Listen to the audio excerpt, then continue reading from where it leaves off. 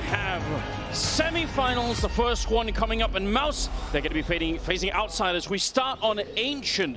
What a battleground. Jason, who do you have for this one? Do you have a favorite going into this? It's really so hard to go against Outsiders, but I mean, like that, their style, just the difficulty they have, all the props that we've heard come in the favor of James from his teammates, from his former teammates, the way they're playing at the moment, it's so difficult to go up against. But Mouz is surprised every step of the way. So you have to say there's a chance because we didn't expect them to be here to begin with. They weren't supposed to get this far. It's the crazy story of this academy team that has been rebuilt into the main roster as this year has gone on further and further, and to find themselves in the semifinals, like, I mean, you just have to say there's a chance.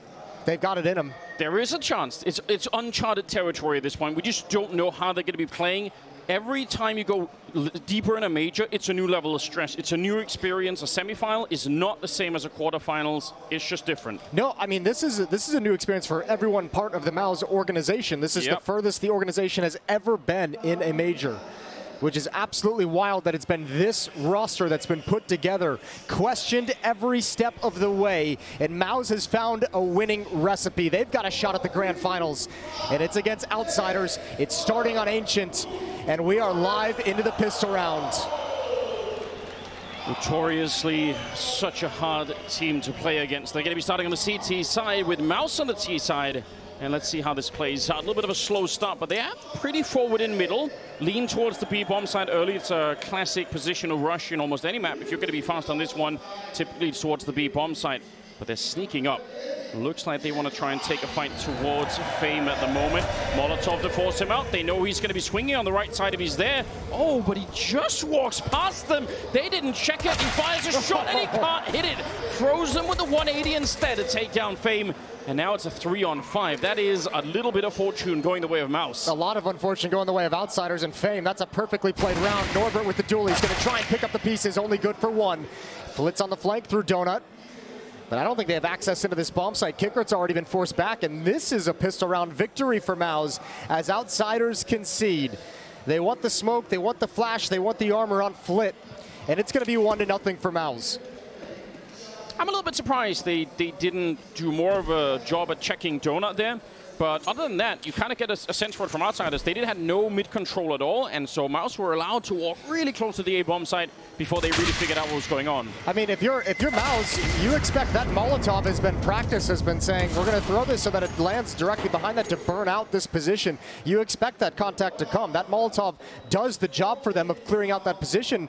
I don't know if it was maybe thrown a little bit shallow, maybe just a little bit off than what they're used to. But either way, Fame does a great job of finding some safety, and it just misses the opportunity he worked so hard for himself.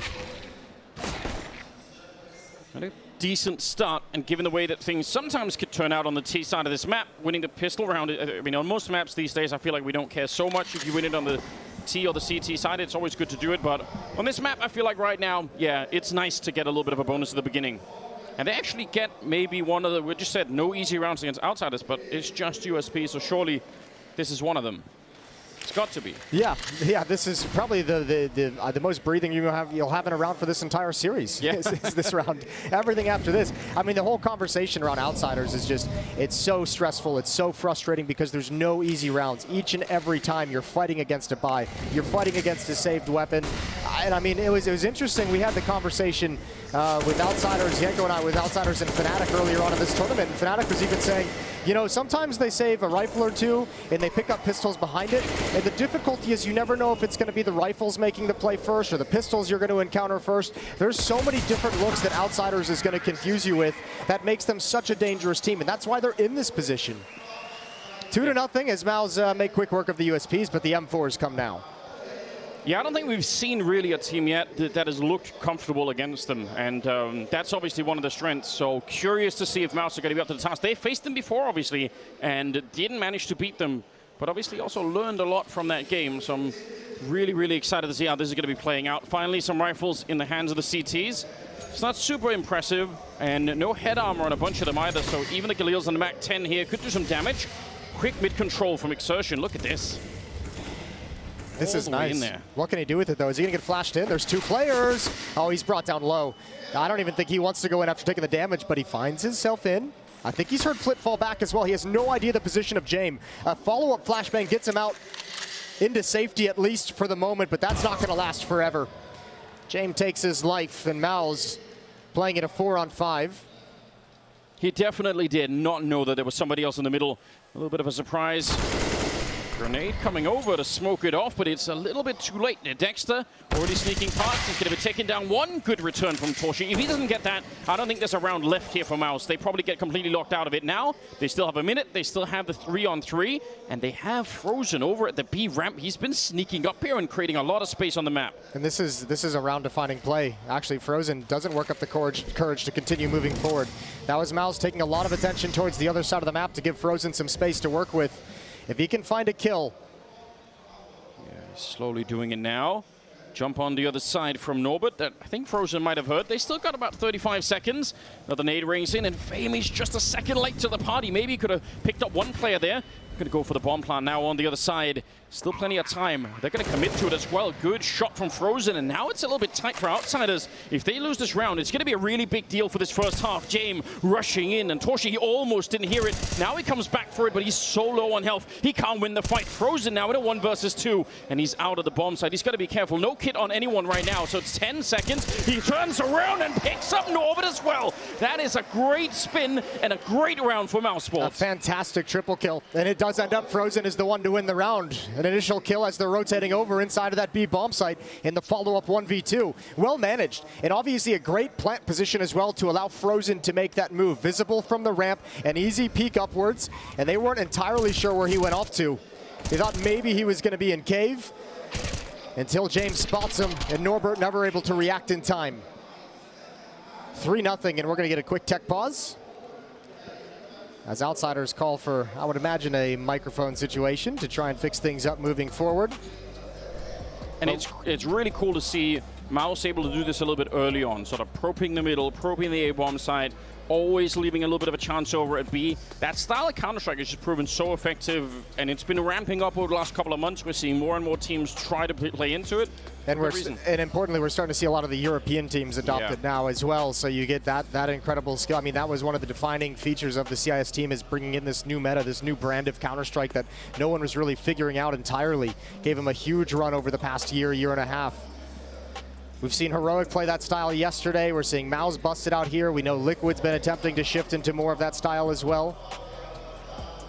Yeah, it is really, really efficient. Very hard to play against. And you can see this time, it works out for Mouz. 3-0 lead. Outsiders back to not that much. Could invest, you know, sort of a couple of pistols, a little bit here, but it's going to be hard to put together a really significant buy. Might have to hold their breath and wait a little bit longer before they can actually start to pick this up. Yeah, well, we still haven't seen the op in James' hands, obviously, still very early going. I mean, if you're talking about another Mouz upset, which I would still class this as an upset if they're able to take down Outsiders. I mean, this is a perfect start for it. How many can you build on top of the pistol, on top of this third round and first gun round? I mean, in front of the crowd, playing on a stage, get the momentum boost. Everyone feels super fired up. You can build a long way into it. And playing the T side of Ancient as well, if they get up to a quick 5 or 6 rounds at the start here, they're in such a comfortable position to begin with. So, yeah, admin on stage, sorting out last couple of issues before we get back into it. But yeah, I would say this would be an upset too, for sure. Frozen has been playing absolutely lights out for this team, and we've touched on him a number of times in the unique position that he's in, where he's just such a young player, but he's still considered like the veteran of this roster. He's 20 years old, and he's got the most experience of any of them, and this is a very young squad. Yeah, it's crazy to imagine, isn't it? Yeah, the fact that you can have an experienced player like Frozen delivering this kind of performance and this kind of impact for you is absolutely massive, and obviously the young guns stepping it up when necessary as well. I think one player in the series that you got to look out for too that's going to be absolutely necessary to victory for Mouz is torche. With that AWP. Yeah, he's going to be huge in that sense with the op, but also a player that had a little bit of, I don't want to, like a slower start to the series the other day against Cloud9. Kind of picked things up at the end, but they need him from the get-go here against Outsiders. Yeah, he can be very explosive when he is in the right zone, and you're right, in the semifinals you have to be. And this is the kind of unique buy out of Outsiders that we talk about that makes it, how do you read that this is what's coming? There's an M4 on the board, a USP on Kickard who saved all of his money. James got a scout, some 5.7s picked up. It's just an interesting, weirdly scattered buy. But you never know what this one M4 in the hands of Flit can provide them. And if you run into one of the 5.7s or even one of the USPs there, then maybe you just misread the whole thing. Now, they did run into at least a little bit of presence in middle, but you might not guess that there's actually still an M4 in play somewhere on the map, but you could make some mistakes behind that. Scout as well. There's the headshot. Dexter goes straight down. Jame, it's a good entry into the round, but they're not going to back down. They're not that scared of the Scout either. With the smoke up as well, they're going to be feeling all right, but Famous on the other side too. And Torshi's out of the round. Just like that, 3 versus 3. Bomb quite far back from Mouz, which is a little bit concerning. They have time, but still, you don't want to be wasting it looking for the bomb. Jame is going to go down finally, and maybe that's a signal for outsiders to say, all right, if we want to be dangerous in the next round, we actually need this M4. Yeah, save the M4 if you have the opportunity to do it. Obviously, you can scrape together a buy with 4 weapons and have Flit on a pistol, but if you have the chance to save the M4, you might as well do it, and that's exactly what Outsiders has in mind. Plant's going to go down. Good round from Exertion to push forward and actually challenge around the corner, take that space. But you can see the danger even with the scattered buy. That turned into a 3-on-3, a kill through the smoke, a nice shot from Jame with the Scout. That round still had a lot of elements of danger that could have spun it on its head. Yeah, classically, if you go back and look at the different rounds from Outsiders getting to the stage, you're going to find a bunch of rounds like these where suddenly it works out, suddenly you lose a random round, and whatever momentum you had going just gets stolen away immediately. So cool to see Mousesports able to live through it, at least for now. Let's see if they can continue. Got to be careful you don't give over an AK in the last second here. That's not really necessary. Hunting a little bit may be fine, but yeah, they're going to slow it down as well. We talk about Jame tactically, but as an in-game leader figure for this team, he's so incredibly critical. Talking with Fame and Flit, I mean, Fame and Norbert came in earlier this year, right after the Antwerp Major back in the beginning of June. And those 2 guys have already kind of helped turn the fortunes after an early exit in Antwerp. But Jame has been credited so much with being a phenomenal teacher to the younger players on the team, understanding how to work both with veterans and new players alike. Yeah. He's got this team playing so very well together. Good shot from Jame. AWP is on the board, and already its presence is known to Mouz. There's no question that Outsiders are definitely more than the sum of their parts at this point in time, because it's not like they have, you know, all of the top superstars in the world playing for this team, but they are performing at such a high level, and that has to do with the structure and it has to do with the leadership. There's just no other way to put that credit. So 5th round is coming up. Mousesports in a 4-0 lead. This is a beautiful start. If they can keep this going for another couple of rounds, they will have cemented themselves a really cool first half already. Outsiders have got to focus right here. Deep nade towards Norbert. A little bit of chip damage, down to 80 HP. Mouz is all lined up towards this B bomb site. They want to challenge towards Cave. But once again, the AWP from Jame is in a perfect position. That flashbang does nothing. Frozen. It's almost like he knew. A little tickle in the back of his neck saying, you know what? I don't feel good about this. Summon is up. You don't want to do it. 40 seconds, and this time they don't have control anywhere on the map. This is much more of a directed fight towards the B bomb site. Set up with the flashes, the smoke as well. They're going to try and come through it. This seems a bit desperate. Norbert is absolutely ready on the other side. A great triple spray down. They did not even really make it out. And Frozen, nothing to fight for now. And even worse, Outsiders so far, no casualties on their side at all. So they're going to go from having almost no money to work with to building at least some kind of an economy. That's a great defensive smoke from Norbert as well. I mean, good on him for holding on to it until so late in the round, but also as you throw it out when the execute's coming in, it gives the safety and the space for Norbert to actually be able to swing on his teammate's contact. Kickert's inside the bomb site. If that smoke isn't there, there's a supportive T on the ramp who's able to hold that angle and kind of keep you pinned down and at least make that a 1-for-1 trade. Instead, with the smoke, Norbert grabs 3, and it's a strong defense to get Outsiders going in these semifinals. Yeah, that's very, very important that they get up to this kind of a start. And they get to save the AWP. Actually, they pick up 2 AKs on top of it, so they're going to be fairly well equipped going into this round. Mouz, of course, still able to buy, but their funds are running low as well, so a big opportunity right now for Outsiders to swing back into this first half and start to cement that CT side just a bit more. Oh, and actually, almost looked like Exertion. He wanted to go for that mid-fight. He is such an aggressive player. If he can win this one, it opens up the whole map. It seems at the moment like Outsiders is going to be content. to a certain extent to let him have it. Doubled up in donut. They're going to start getting aggressive now. Here's the chance for Exertion to have impact. Sees the gun barrel. There's the swing and the headshot. Opening kill goes the way of Mouz, but a deep nade with that information is going to rain in. And the spam is going to finish him off. That is unfortunate. Would have been really, really nice if he could have got some backup in there, but we were just a little bit too far away. And also, James was covering that whole execute into the middle from outsiders up in the palace. So you know, if you overswing that on the T side, you might just run into the AWP. Outsiders have a bad read at the moment. Flitz in middle, and they've shifted 3 players over to the B bomb site. That's not the end game for Mouz. They are realigning. It's taking a lot of time, so there's a chance that Outsiders can still figure this one out, piece together the puzzle, and hustle over. That's a good defensive smoke, but I don't know if it's going to hold Mouz off. Doesn't look like it at the moment. They're setting up to try and go through it. This round just might be on Flit. He's alone here. 25 seconds, and now they started to realize... I can't believe it stopped them cold. Oh, it actually did. And there's 20 seconds now. Look at the rotation coming in from Outsiders. They have a much better setup here. Kick it just in time to get that refrag onto JDC. 10 seconds on the clock, and they need to get that bomb on right now. Kick it on the spray down. That's stolen AK, and that is the round. There's nothing Frozen could do about it. That little delay of about 10 seconds was enough that Outsiders got into position. Mouz definitely had an opportunity. I mean, the decision they're making, it's the gamble. If you come through that smoke, obviously, as we can see, they had the space to work with. They could have gotten through it safely and progressed onto the bomb site with a really deep passive challenge. But in their minds, it's if someone's behind the smoke, we're all done. The round depends on it. Unfortunately, that delay in the decision allows the rotation to come, allows Kicker to get here. And with time winding down, he knows to be aggressive. Great news for Outsiders. They can keep this going. And Mouz have that one AK that they can try and build something on the back of in this round.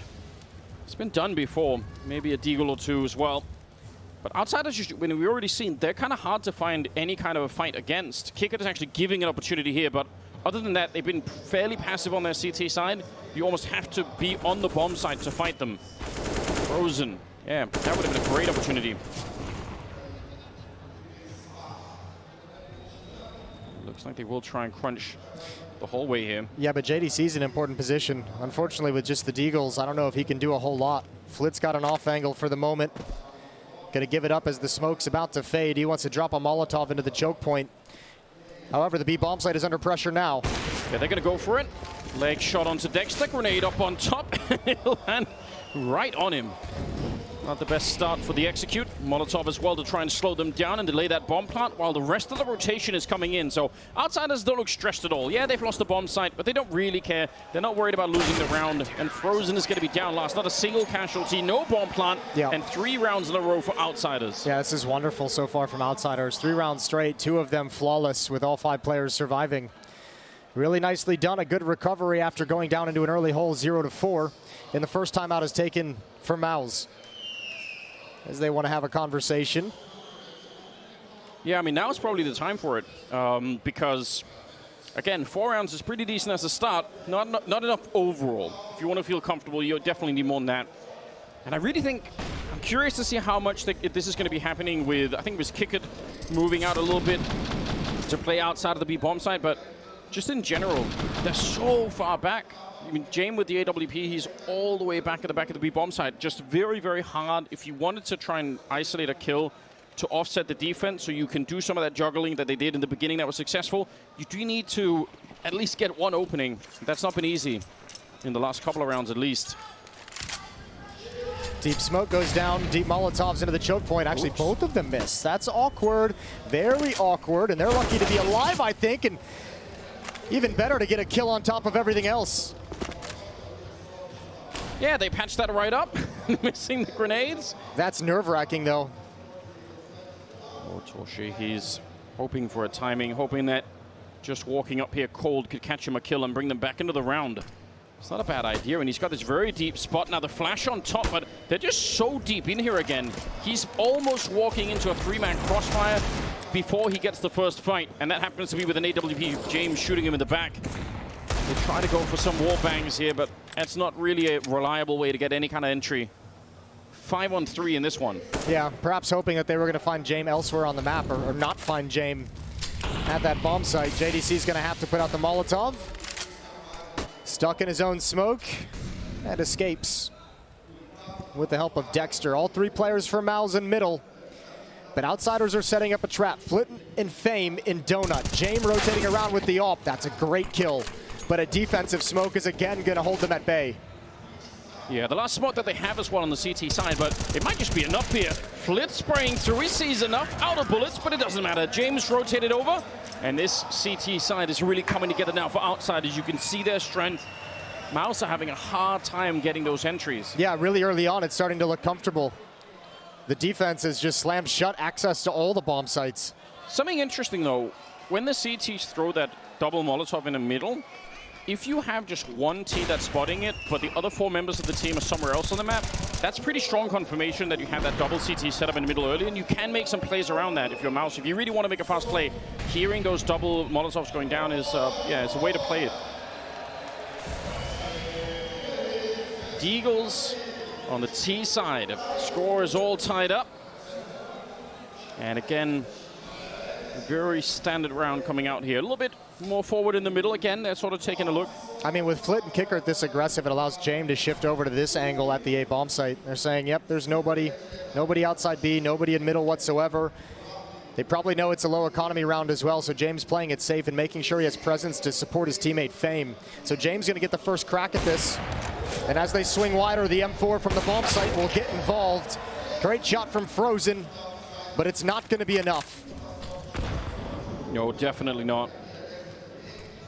There's no way to clear that angle when the orb is holding. It's a very, very tight gap there. I think they had maybe one smoke they could have thrown, but you have no idea where to actually put it. Norbert showing up to save the AWP, obviously important. And Dexter is going to be on his own. So Outsiders going to be taking the lead right here. 5 rounds. You can see how comfortable they look. No panic at all, losing the first 4 in a row, and they shrug it right off. 5 rounds and now only averaging losing a single player for each of those rounds. Yeah, that's crazy. Very clean defense, which allows the money to build, which means for all the difficulty Mouz is having ending this streak with 1 win, they're going to have to win multiple in a row. They want an easier time against a low economy. Oh, back in the hands of Torji. Full utility on the rest of Mouz with AK-47s. And again, they'll be facing off against an aggressive mid defense. Yeah, some awkward smokes in the middle there. They are going to be doubling up on it, leaving A. I mean, James and CT spawn defending the A bomb site. You just want to look at it. He just wants the 1 kill if anyone comes here. Other side of Mouz, though, they are outside of the B bomb site. So again, this could be the sort of round where you need an opening and then you make up your mind afterwards. Yeah, another smoke goes down in middle, which allows Fame and Flit to be comfortable here until just around the 1-minute mark. They do have an extra Molotov as well, but they want to back away from the fight before they have to think about it. Exertion and JDC going to clear things out in mid once this smoke clears. And meanwhile, Mouz trying to do their best to take control, but Kickert's got the opening frag. Oh. Nice find back through the smoke from Dexter, and he takes up the space. That's huge. I swear, Kickert, he actually ran into the flash that was coming through on the T side. I can't believe Kickert got the kill, but a nice return from Dexter at the very least. Flit's getting me there, and it was just the top of his helmet showing. JDC out of the round. Torshi and Dexter, 40 seconds. They can win this still. They don't have any nades left, but 1 good entry here could land them the bomb plant. Norbert's going to make sure that's not happening, though, and he'll get the follow-up as well, taking down Dexter. Another round with a single casualty on the side of Outsiders. This is ridiculous. They look like they just made a concrete now. 6-4. They can't be stopped. Yeah, there's no stress on this Outsiders team at the moment. Second timeout for Mouz, as Cyclone is going to get involved in the conversation. Trying to talk them through these difficulties as he's done time and time again. This is the team that he built. He's got them in the semifinals. And trying to get them out of this hole here. Dig them out of the rut.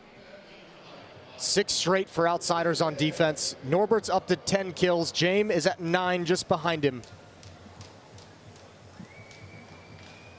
Yeah, the problem is You've way past the zone where winning a single, upset round could maybe put some damage to the Outsiders' economy. It's just going to be hard from here on out. That's how it is. I think the first thing Mouz is going to have to do is really start forcing this defense back in middle at some point. Emphasize maybe a delayed mid take once the utility is done, because the middle presence from Outsiders is allowing them to win the information game. It's allowing them to know what's happening on the map at all times, whether to shift towards A or whether to shift towards B. And the mid control also allows Kicker to have angles like this, where he can get a deep spot down the hallway. That is a good point. Yeah, he can't really stay there, obviously, if they don't have the mid control. So he's feeling just fine about it. Norbert waiting. Grenade in hand, thinking about when to throw it in. Actually, with a little bit of a double nade, so could do a lot of damage. Already tagged up as they get onto the bomb site. Tech-9s in hands, and that bomb plant, a little bit delayed. Yeah, there we go. Before the smoke fades, they're finally going to attempt it. Very, very tough round. Even if it's a 5-on-5 with a retake here, Outsiders, they probably have protocols to deal with this, so they're going to be running down Kicker. That's a good start. They at least get the weapon. JDC, he can't find a headshot, and now 3 versus 4, but Norbert is a little bit low on health. There's still a very, very slim chance that Mousesports could win this round, and remember, every round on this T side is going to count. This is really important. They've just lost 6 in a row. They have to get back into the game. A lot of smokes down in front, and Outsiders, they're going to be straight on it with the fuse kits. 5 seconds away from winning the round now. They're trying to get the wall bang through, but nobody's connecting, and that is such a great retake coming in. They don't even worry about the kills. They get them anyway, but they just focus on the defuse. Importantly, when Kickert goes down, he gets 1 kill in Jaguar, but he spots a player at the double doors outside of the B bomb site at the base of the ramp. He spots 2 players pushing him from cave. So when Outsiders get 1 frag on the planter inside the site, they know everyone else is locked out. They know where the remaining 3 members of Mouz are. They know they can push in and stick the defuse, and there's no way that Mouz can stop it. And obviously, good read. You get 1 kill with a wallbang like that, you're thinking, well, that could be the defuser. We don't know. It just wasn't this time. 7 in a row. Now this is then the X factor of Outsiders. This evolution with this roster, someone like Fame pushing up and being aggressive when it's least expected. When you've seen passive defenses for most of this time. And now on the minimap, you can see Fame pushed all the way up. And he can sit here, lie in wait for a rotation and a shift from the offense into his position. Or he can find a timing for a very fast flank. I'm sure as soon as they see anybody else on the map, they're going to be communicating with Fame right away to get him some clarity on when it's going to be safe to maybe move forward. And then he should just stick it frozen. Trying to guess through the smoke, but not really able to at the moment. Bomb is making its way back, and JDC looks like he's going to be in charge of clearing the hallways. The timing is good for JDC, and Fame losing a little bit of patience. Still 45 seconds. Finally, a little bit of an entry that goes the way of Mouz. They desperately needed it.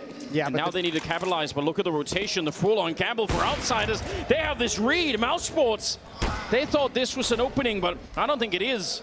Still 2 players on the bomb side, and that's hard to guess. Dexter low on health. He's going to go down. Flit in the corner, and now Torshi trying to get the opening. Yeah, he had the right idea, but they don't have time for this. They need that bomb plant right now. Outsiders, they're all here in a 2-on-2. And Flit, he just has to hide back here. Kickert comes through the smoke. They're in a lot of trouble here on the T side once again. Torshi, 1 missed shot and he's dead, but he will land it. 6 seconds left and frozen over the smoke. Landing another kill. 5 on the side of Mouz. They needed that round so desperately. Yeah, that was really, really a sketchy round, but Mouz is going to take it. What a battle with time running out. I think Kickert makes a great play. He just didn't find any of the fights he wanted coming through the smoke. So much pressure being applied to him, and they'd already known the position of Flit. Mouz finally put a stop to the run in an unlikely round. Whew, that could have gone wrong 10 different ways, and the rotation from Outsiders is incredible. There's the impact of Torji with the op. Yeah, imagine if he misses that shot. Look at the push through. Dexter on the opening. Now, Fame is there for the refrag, but if it was just a 1 versus 1, that's probably fine for Dexter. He'll take that victory. There's still a man down, unfortunately, so the battle continues. Just another look of this defense. There were actually 3 players in middle for Outsiders. And Mouz still stumped in terms of taking control of this without it being too costly. Man advantage for the defense, and Norbert and Kickert, as we've seen time and time again in this half, they're going to slide back. Play it passively. Allow Kickert to address middle. Smoke starting to plume inside of the B bomb site as Torji makes his way, entering with the AWP. Molotov to try and slow down the plant as much as possible. It's going to do its job for the moment. 50 seconds, so plenty of time. They're going to flash their way through. They actually wanted to go and find a little bit of team damage there. They nearly line up, but Norbert will be there. Just continuous trading in favor of outsiders, and they'll take it. Torji, absolutely no way in this one. 1 versus 3. They're right next to him. They've got him boxed in, and one good flash over the wall. They might not even need it, but certainly that'll get him killed. Flit is in the smoke waiting. Torji misses the shot. Can't really blame him for it. It's going to be another round, 8-5 in favor of outsiders. Look how difficult it is for Mouz to find a comfortable fight. They even flash him through the smoke, and they expect to make contact right on the other side of it, but Norbert on the defense just shifted right back, and by the time he comes back for it, he's got a second teammate there in support. This right here, it's just so uncomfortable. Kicker to Norbert do a great job of just backing away from any danger and re-aggressing when they know they've got the advantage. It's so common to be actually waiting on that side and just be hanging out, you know, sometimes shooting through the smoke. So it's a really good guess with the flashbang, but didn't get the jackpot they wanted. 14th round is coming up. I will say this, though. The fact that Mouz have 5 rounds is, imagine if they don't go on that 4-round win at the beginning. Yeah. They could have been locked out of this first half completely. Especially with the defense we're seeing, you're exactly right. Third timeout is used for Mouz. They're not content with 5. They want to scrape together as much as possible. They know it's going to be a difficult second half regardless. 2 rounds remaining in this first half of the first semi-final series here at IEM Rio. Yeah, every single round. I think outsiders, they're probably going to be pretty comfortable as well on the T side. So for Mouz, this is about just building as much as you can. Frozen with the opening. This time, Kicker is not going to be able to jiggle that corner forever. It's been a lot of map control given by that, all on its own. And Flitz now, he can't stay here. He knows that smoke is going to be fading. He can't now that James arrived. Oh, wow, yeah. And they've showed the M4 as the one guarding middle. Now you shift an op into the position. If JDC and Exertion decide to take a delayed mid, if Mouz call for that, James can really punish him. But it has softened up the defense at B. Norbert's the only one. Oh, 3 people in the middle once again, in the middle of the round. I don't know if they're expecting it, but Exertion, he certainly saw the gun barrel. Still not quite able to get the kill. Flick goes down. Dexter continues the battle. And now it's a 2-on-2 missed shot, and they will lose Frozen as well. That's really rough. But Dexter has the opening. He's going to aggressively push the smoke. He needs to stop Norbert right now, making a ton of noise. Dexter knows what's coming, but he can't win the fight. It's all on Torji. And it's all on James. Oh, what a weirdly missed shot has given a prayer and an opportunity to Torji. I have no idea what just happened. How does the bullet not hit him? Norbert's walking up behind, but he's very, very low on health. Dexter's play in the middle was really sick. It was a great idea. And Torji, he's got the right read. He has to trust his instincts. Oh, Norman! How does he hit the shot? A triple and a clutch, and outsiders will continue their dominance. Something's going on with the bullets in that part of the map. Something's going on. They aren't connecting. Uncharacteristic misses in a huge 1v1. Yeah, this was odd. Torji's gonna love that. This is more odd. Oh, Norbert was red. 12 HP. Only one needs to connect. And Torji had the jump on him. Okay. 9-5. How do you deal with that? Yeah, he is going to be super disappointed. 15th round. There's no time for disappointment. Let's see if they could do a little bit more. This time, it's not kick it at this angle. Switching up the AWP position. And again, like you said earlier, if you're expecting an M4 and you run into that, you get blown up. Frozen out of the round. And now they want to try and see if they could maybe push that A hallway finally. But they're very timid doing it. Yeah, they only have 2 players here. This defense has built its strength, its effectiveness off mid control. They've had it this entire half. I don't think Mouz has really been able to challenge in middle a whole lot outside of round number 3 when they had the advantage of weaponry and utility. Flit's going to back away from mid now and join up with Fame. Bolster this A defense, but if JDC and Torji can get some fortunate trades, they might be able to beat the defensive rotation, the shift from Kicker. All right, smoke, but looks like Fame wants to challenge it. The flashes behind make it very tough, and he's actually lucky to be alive. JDC could have found him. They'll find Kick It anyway. Another good flashbang set up by Dexter, and a 4-on-4. Oh, but no bomb plant. Wild and crazy spray coming through the smoke, and it's a headshot on Torshi. A little bit of luck going their way. Jamie's going to find that shot in the middle. He's been on point for this one. And now it's Dexter and JDC battling for their lives. Norbert's going to take the last 2 kills. A 10-5 first half in favor of Outsiders. That is very impressive. That's very convincing. Let's see if they can continue this line in the second half. We'll be right back.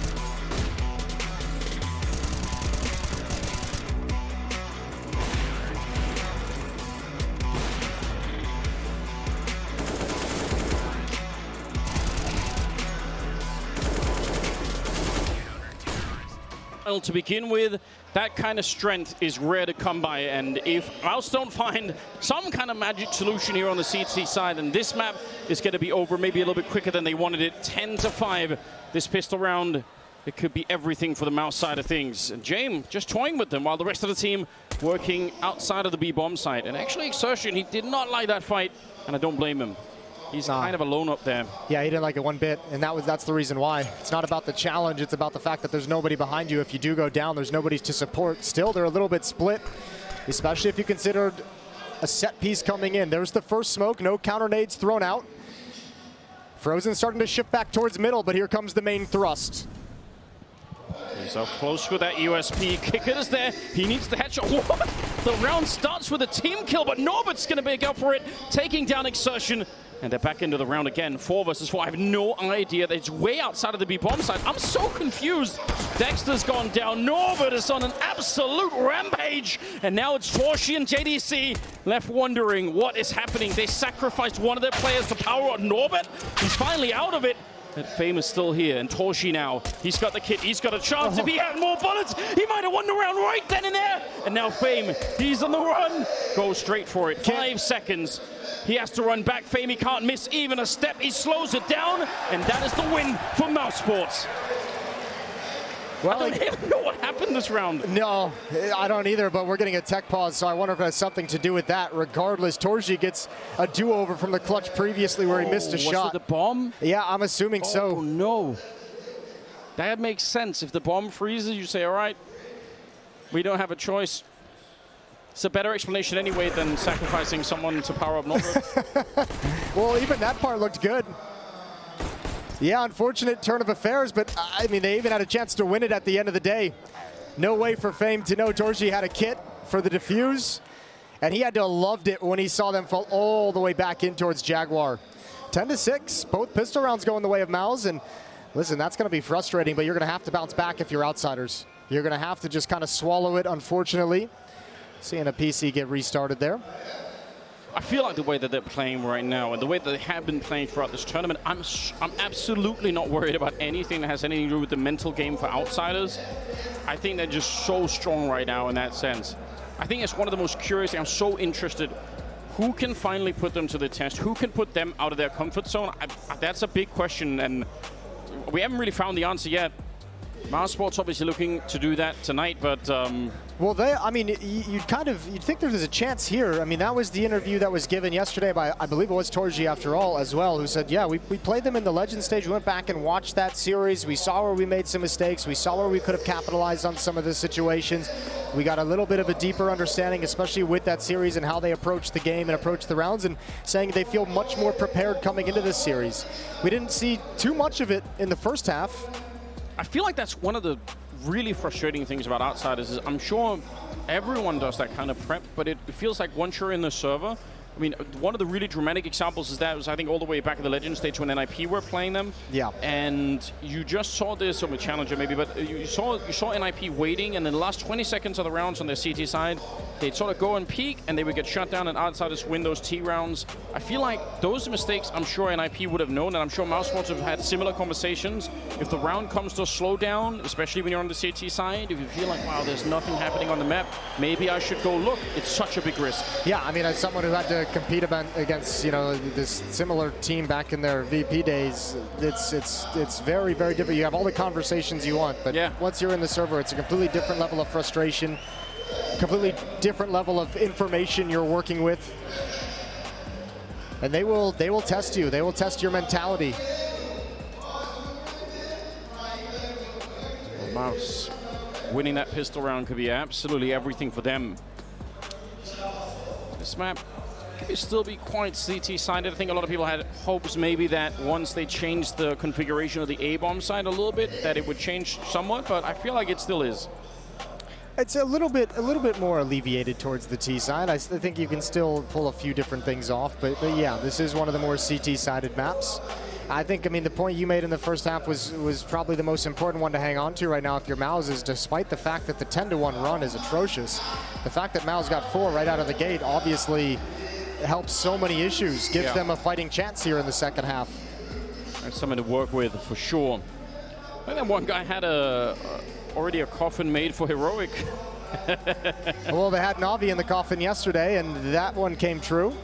Yeah. So it's not bad. Not bad at all. Good prep. Could see the head admin discussing things with the Outsiders coach, having a little bit of conversation of what's going on, of what the issue is. Yeah, hopefully we figure it out sooner rather than later. But yeah, with this kind of a beginning for Mouz in the second half, curious how they're going to be playing it. Like you pointed out in the first half, the mid control, and then as a side effect of the mid control, the B lane control that it allows for Outsiders, just gave them so much to work with. So not the only way I think to play the CT side here, but it's a strong start if you can do that. No, but it's certainly, I mean, there's no reason to go away from that style if your opponent can never take it away from you, right? There's no need to switch it up. It gave Outsiders so much round and round again in the first half. I mean, Mouz is going to be in those positions as well. The question is, will they be able to be as efficient with it, as powerful with it? Yeah, they made it look very, very easy. All right, he's on it. Get it, baby. It's about 2:45 here in Rio. Yeah, we got time. So that's that's an acceptable time to start chugging a beer if you're in a crowd. Is that going to be you a little bit later, Jason, with Furia and Heroic? Absolutely. Well, we'll look for you in the crowd. We'll find the cameraman. It was a wild experience in here last night as well with the Furia NAVI game, unparalleled through all the arenas that I've been in for that particular game. Yeah, I expect a very similar atmosphere tonight. You can even see Heroic begging on social media, please 50-50. They had great crowd support yesterday during their series Heroic, but that obviously, is some right there. obviously today it's going to swing the complete other direction. Yeah, there's absolutely no question about it.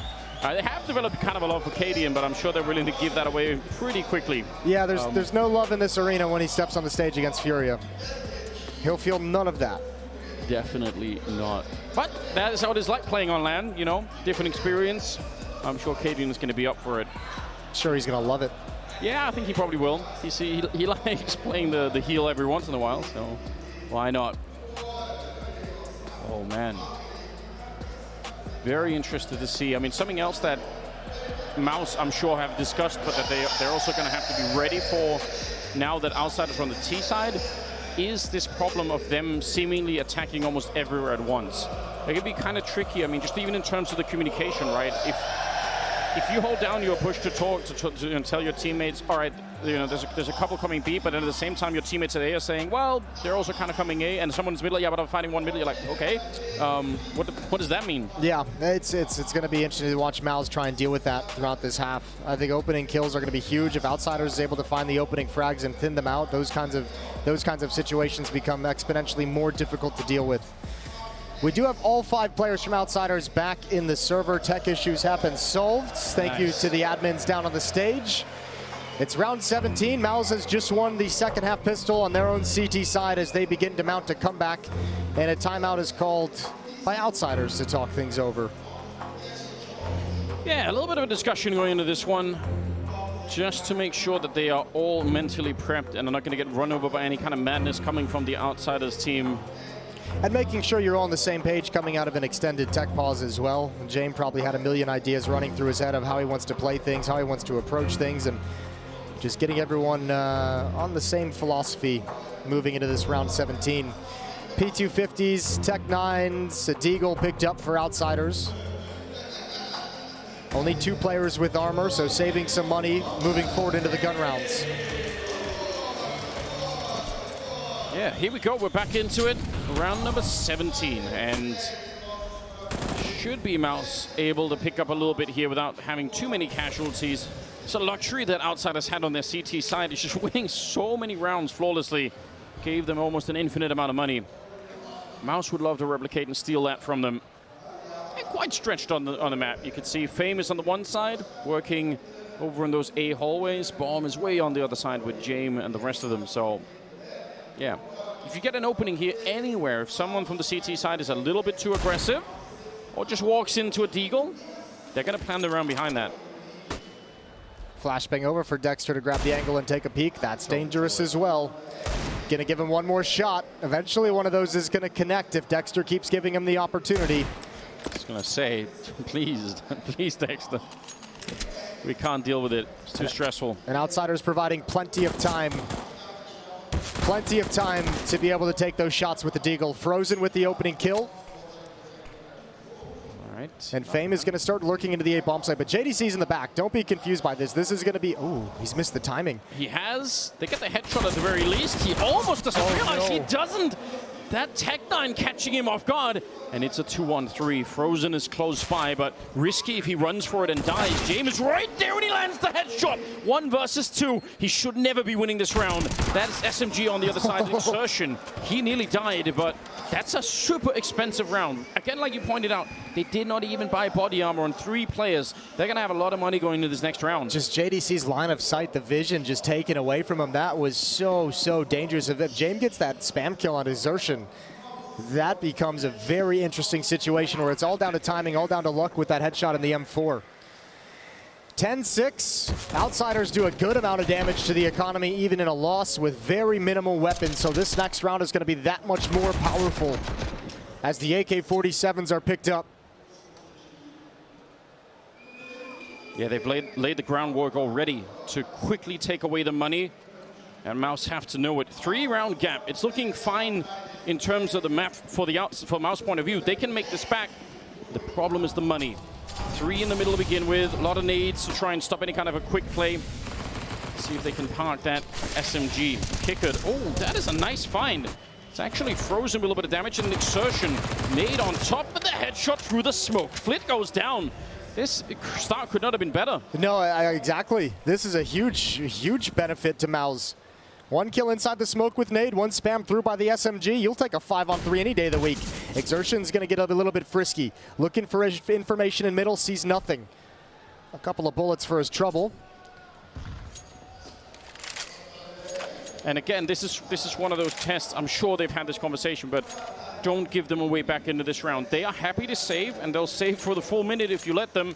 But if you go a little bit aggressive and you lose a player, well, then the round is back on again. So that's exactly what they're doing. Yeah. Outsiders, they're just going to save this whole time. $2,900 loss bonus, so James will be able to get an AK-47. Flit might be relegated to a Galil, but more than happy to just save the weapons and utility they have and rinse and repeat the round. Plenty of utility can be picked up by these 3 players as well to bolster what they have remaining. And I think what we've learned over the years is that a lot of other teams, right, being forced to save like this would be maybe a little bit stressful for the individuals in the team, where you feel like you're giving up a round almost for free. But it's very obvious now that Outsiders don't care. This is part of their game plan. They're super happy to do it, and they'll do it over and over again. It's the philosophy that they play the game with, right? It is playing the percentages. Like, yeah, we've seen plenty of teams win 3v5s. We've seen it happen plenty of times throughout this tournament. But with a 3-round lead, you don't have to risk anything at this point if you're Outsiders. Just save it and play for the more high percentage 5-on-5 with another full buy next round. 20 kills on Norbert right now. He's having himself a beautiful start to the semi-final. A lot of questions around him from, you know, I think both the analyst desk and just in general maybe. But he certainly has his games, and this is one of them. And what you do here just matters a lot more than it did earlier in the tournament. Yeah, he was fantastic on the CT side at that B bomb site. Playing it passively, grabbing his 1 or 2 kills as they entered in. Some very staunch defense. And actually, James doesn't go for the AK-47. So playing with a little bit longer term in mind. Sticking to the pistol, sticking to the Tech 9 for James. Yeah, allows them to stay dangerous later down the track. Everything has been thought through. Trying to see if they can make it through these early grenades from the Mouz side of things. And a lot of smoke going on, kind of hard to see anything. Dexter has to be real careful. If they come charging through and he's not ready, he's the only defender here.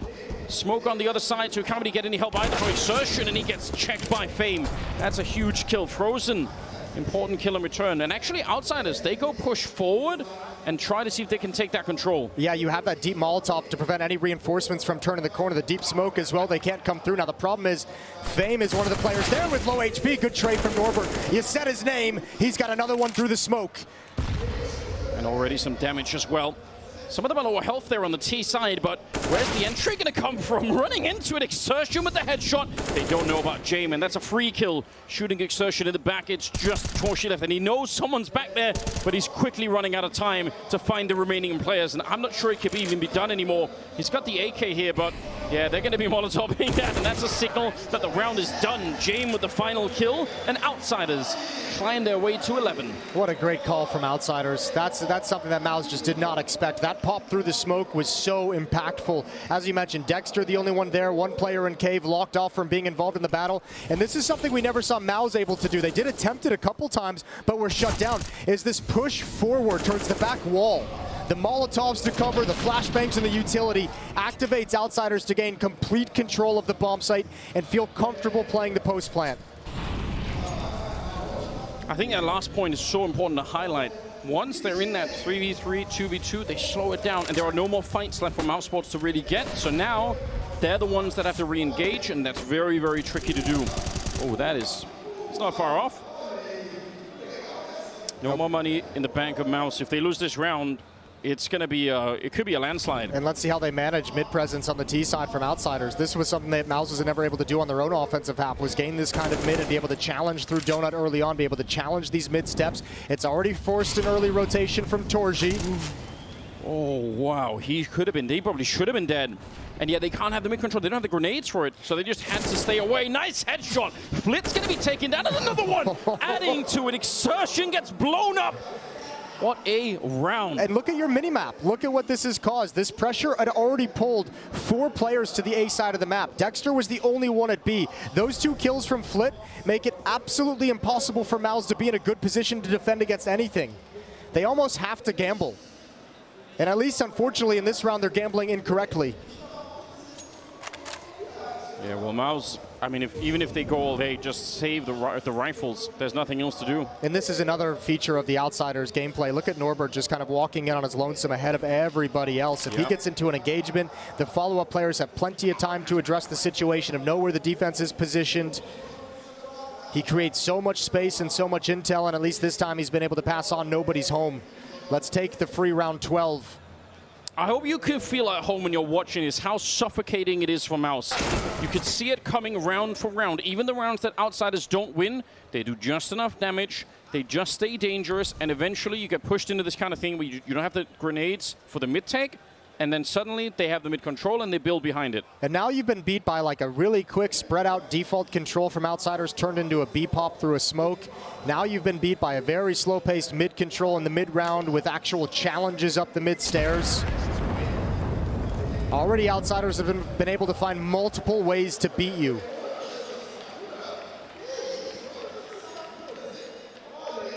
Four-round gap. But they are ramping up on that T side. First step, the first absolute necessity for Mouz is to get the money back so they can start to fight a little bit more of an even foot here, because this is going to be tough now. 3 M4s. I wouldn't be surprised if you try and go for a little bit more aggression with this. You don't have much of a choice, I feel like. if you play this one passively with no nades and 3 rifles, that sounds like a recipe for disaster. Oh, James gonna peek this too. If there's contact from Flip, okay, there goes the kill. James, he's coming out slowly, but doesn't commit to the fight. He says it's already lost. My teammate's already gone down. Why risk it? Yeah, he wanted to. And also, I think Fame didn't have a flashbang to throw over. If he would have had one in T-spawn, maybe he throws it over for James to peek behind, but they just didn't. So that's an interesting start. And the aggression in middle, it does work out for Mouz. Nice start for them. They have this bomb site slightly stacked, but again, no grenades to slow them down. Norbert, again, a good opening, but this time Exertion is there, and he's going to pick up that fallen rifle. 3 versus 4, and it is looking a little bit better. They almost get caught running inside of the bomb site. That's a careless move, and Torshi, it's going to cost him his life. Now in a 3-on-3, and they're actually going to stop the bomb for a minute. James, good headshot, a little bit delayed from Exertion. JDC fighting back. And did they hear kick it? I'm not sure. Yeah, they know he's seconds. Here. I think you're right. They definitely did. And now with the smoke, they absolutely know. Frozen would love a rifle, but do you want to risk it and walk forward? If you don't, maybe you're going to be in a one-on-one with a USP. He's looking for it. Good angle, but there's the peak. JDC to save his team with a quad kill. And Mouz, this round, if they're going to end up winning this map, this is going to be a round we're going to be talking about. And they needed those heroics out of JDC. That's such a dangerous hit. Again, the spacing from Norbert. He gets that first kill, goes 1 for 1. The defense shifts because no one else is actually challenging on B ramp. They think it's coming from elsewhere, and it's actually still going to be ramp just 5 seconds after you expect it. Allows James to grab a couple kills at the end of the day. But thank God JDC's here in the Mouz jersey. First kill is his. There goes James. And even to clean things up on the kicker, baiting his teammate perfectly. Timeout taken. This is from Outsiders, their 3rd timeout. Both teams with 1 remaining. It's crunch time now. If you can beat Outsiders in this next round, you have such a clear path to get back into the game. But if they steal it away from you, then I'm not sure they're going to be looking back. They might just cruise straight to the finishing line here and pick up Ancient. This feels like it's one of, if not the most deciding round here. Norbert on 22, James on 20. They're fighting against some crazy firepower on top of everything else. And again, that spread from Outsiders. And the fun really starts here. If they find one opening, that minimap suddenly becomes real interesting to look at.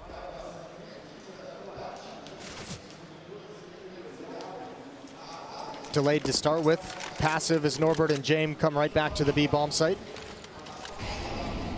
To join up with Kickert, who's got lane control. 3 defenders on this side of the map at B. Yeah, holding on to their nades rather well at the moment on the Mouz side. Something they didn't have earlier. Looks like they might try and pop flash their way through for Dexter to take a peek. There is that AWP. Oh, the flash, it went short, but it doesn't matter. Dexter is crisp with that M4. He's going to be taking down James. I think James is looking at the deep angle. That's where he's expecting the fight to come from. Not from the shallow one, not from the close angle. That flashbang doesn't work either. And Torji's more than happy. 1 for 1. But Outsiders have found no access. There's nowhere on the map they're having success challenging. Faye making a bit of noise, making that jump. The bomb is still on the other side. Always look on that mini-map if you're playing Outsiders, because any point you give this up, they could slip the net, and suddenly you have no idea what's happening. You can see Kickert, he's waiting for it. There's some information, and they did spot him at the very least in the double peek. Oh no! But Kickert is there! Double headshot, I can't believe it! And now they're on the bomb site. There's just 10 seconds left. Dexter, he loves to be the hero. He wants to try and do it, but the bomb is planted, and he's out in the open. He gets absolutely taken down by Fame, and now it's JDC to try and save the round again. They need this. This was their round, but no! It gets stolen back. Fame with the double, and that is a classic Outsiders round.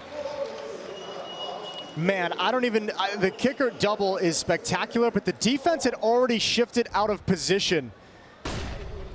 Great opening kill from Dexter, but this is unreal. Right here, double kill, they line up for the angle.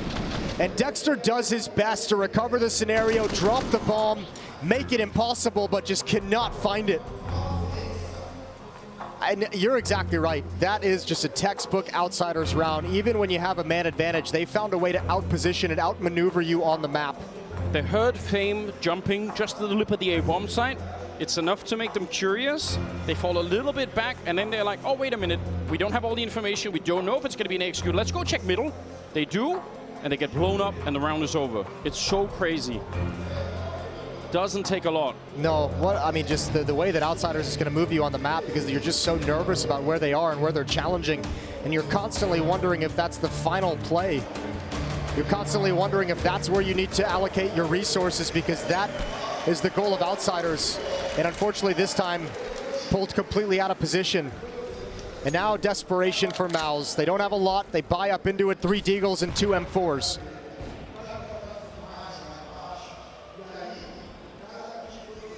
Tactically, and the way that they manipulate that defense, it is some of the best we've seen in a really long time from any team. So hard to play against.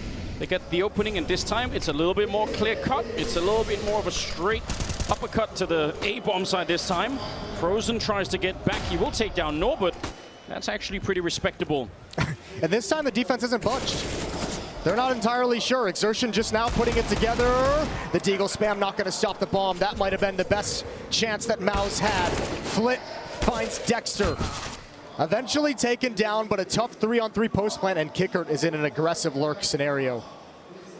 If they had a kit, this would be such a different scenario, because they do have a smoke that they could put up, could put a lot of pressure on this T side, but as you pointed out, that flank is going to be coming in and they're not ready for it. It's so early that they're not going to be expecting it either. Frozen, smoke is up, and he does check right after. It's not bad, but again, without the kit, it's a 10-second defuse inside of the smoke. It's just not going to happen. Frozen, he gets found out as well, and now it's just Torshi to try and save this M4A1. 14 on the side of Outsiders. This is just so, again, it's suffocating. Yeah, and that's a retake I think Mouz would want to have back so they can call it off and actually save those M4s. By the time they actually started getting going without a kit, time was already too far gone. There was no chance that retake was going to happen. 14-9. Final timeout called from Mouz to try and recover the situation, but I have no idea how you're supposed to do it. I mean, like you pointed it out, you look at that round in isolation with no context, and you might think, why are they not rotating out the Mouz? Why are there not more people coming to the A-bomb side? But if you look at the last round, it makes perfect sense. Yeah. Oh, it is. I mean, it's obviously, if you love Counter-Strike, you have to appreciate what Outsiders are doing. But playing against them, you're going to hate it every step of the way. I don't think anyone enjoys playing against Outsiders. I can't think of a single player. Oh, definitely not. 5-round lead. Outsiders just 2 rounds away from taking the opening map of the semifinals. And this time, Flit, knowing the advantage and with the MAC-10, take an aggressive stance in middle. The pace gets picked up. This is where Outsiders love to show you a different speed, a different pacing to their tactics when they know they have the overwhelming superiority of firepower and resources. Yeah, like you're not going to have the grenades to hold middle or anything else. Nice triple on the MAC-10. They get chewed up, and now it's just Exertion left. He's going to be found. It's a quick and a flawless round. 15 for Outsiders. 1 round away from winning the opening map of the semifinals. And Mouz, this is a big test. This is a big question. What kind of strength does this team have to fight back? They're going to need 6 in a row. And this is their map pick as well. This is the ground that they wanted to take it to for this kind of a battle. For all that prep work they did that went into ENCE knowing they were going to pick it. This has gone horribly wrong. Essentially from round 5 on. Both pistol rounds won by Mouz. 7 rounds total off the back of those pistols. But other than that, it's been complete domination for Outsiders. And this T side has been a tactical showcase. Yeah, one day somebody's going to find a really, really good answer to this kind of style, but question is if that day will happen before this major is over, because the way that they're playing right now is not clear who's going to be able to shut them down. Don't forget as well, Jamin and Kickert have been in a major grand final. They're looking for redemption. They're looking to come right back and finally win that trophy, the one that was denied them back in Berlin. Yeah, Astralis not here anymore. And in many ways, that Astralis is not with us anymore. Yeah, I'm sure they're thankful for that. Well, they get the opening on Exertion, and now under 50 seconds. Plenty of time for outsiders to do whatever they want. Going to put some pressure on that donut. JDC is here hiding in the corner. They're going to go look for him. And he's so comfortable taking that fight. Flit will drop JDC. 5-on-3 here. Torshi's in the middle, just trying to see if he can run, maybe do something. This is desperate, but it almost has to be. They're giving up on the B bomb side, and maybe that's for good. The bomb is on the ground.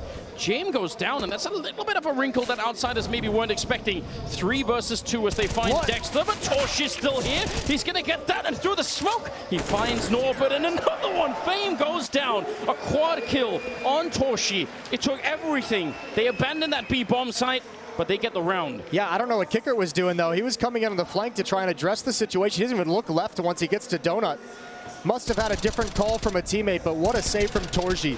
That 1 kill on James, those are the mistakes you have to capitalize when they present themselves when you're playing outsiders. Is James alone in Donut with the bomb? That's a huge frag to get, to drop it and throw a wrench in outsiders' plans. Still, just 1 round away. And with plenty of money, they switch to Tech 9s and Mac 10s. Another change of pace. How do you see this coming? How do you read it, and how do you stop it if you're Mouz? You don't? They're not ready at all. Dexter gets run down, but Torshi with a very, very important double to try and bring it back. No bomb plant yet. They wanted to focus on the aggression and keep pushing.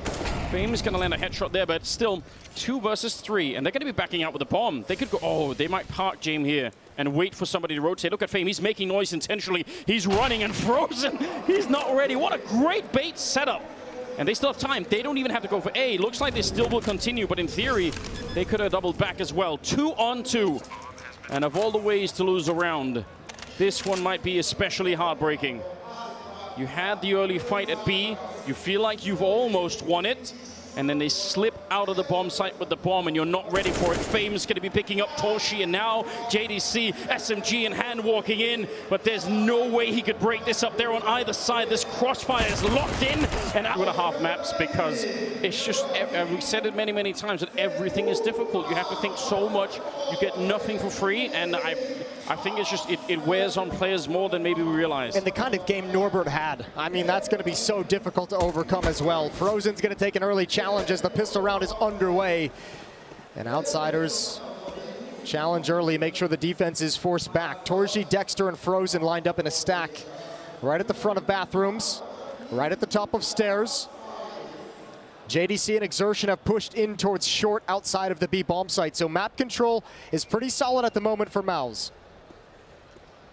Yeah, they would have been happy to take the fight and maybe try to hunt down Frozen. When they don't get it, they don't really overextend, they don't risk too much. Instead, they're out long, where that P250 could surprise a USP that's feeling a little bit too comfortable, maybe. Dexter in a good position right here. Maybe could have had the shot, but he's very low on health and lucky to be alive as well on top of everything else.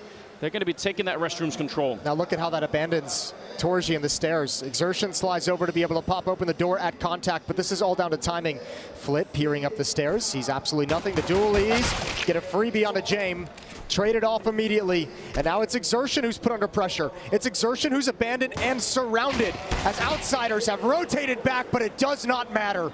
Double headshot with the dualies, 1 for each pistol, and outsiders slowly getting whittled down.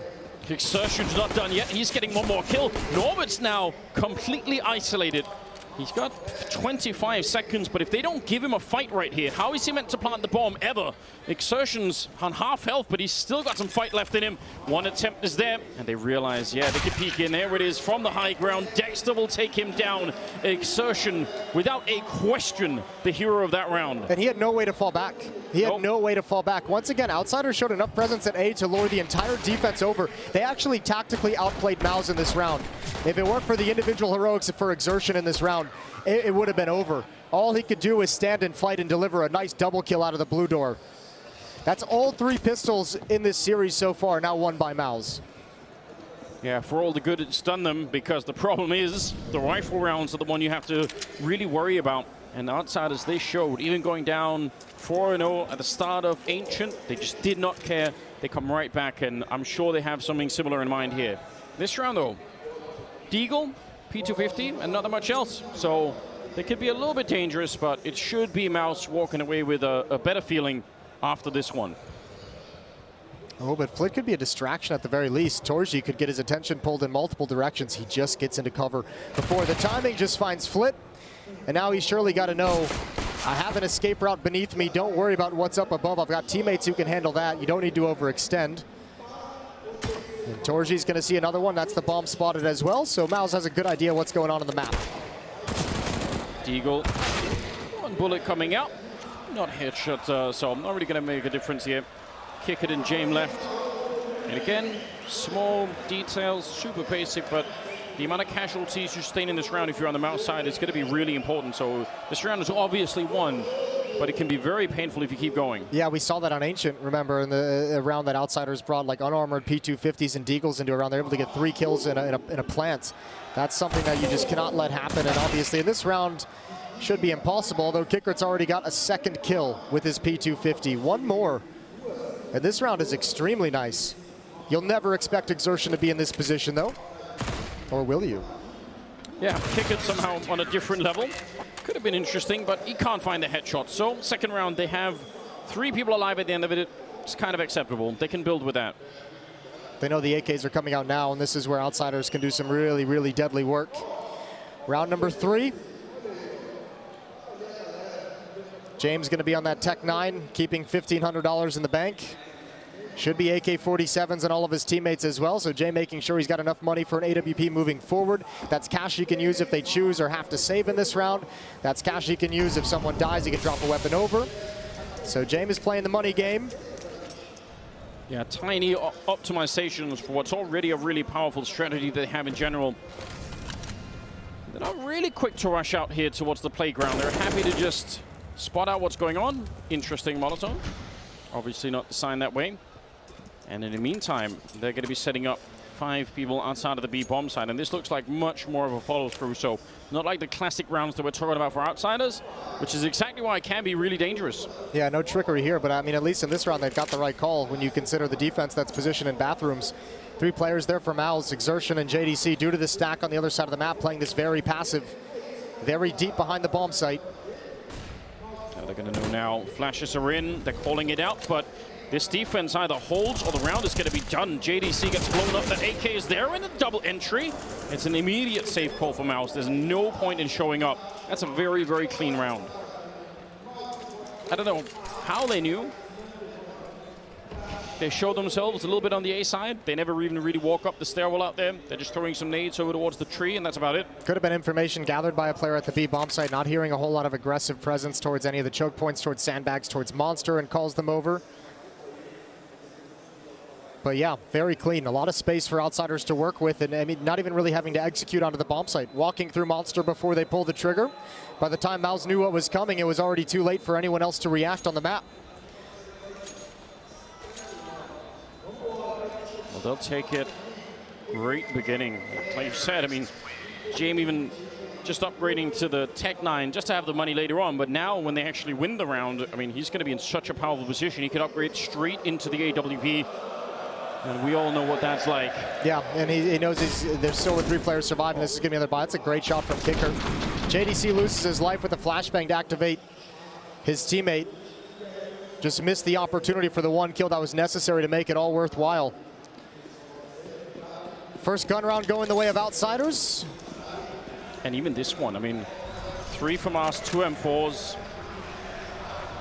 If Mouz could get a couple of early kills in a round like this, then it's a little bit more even, but otherwise those AKs on the other side are going to do a lot of damage.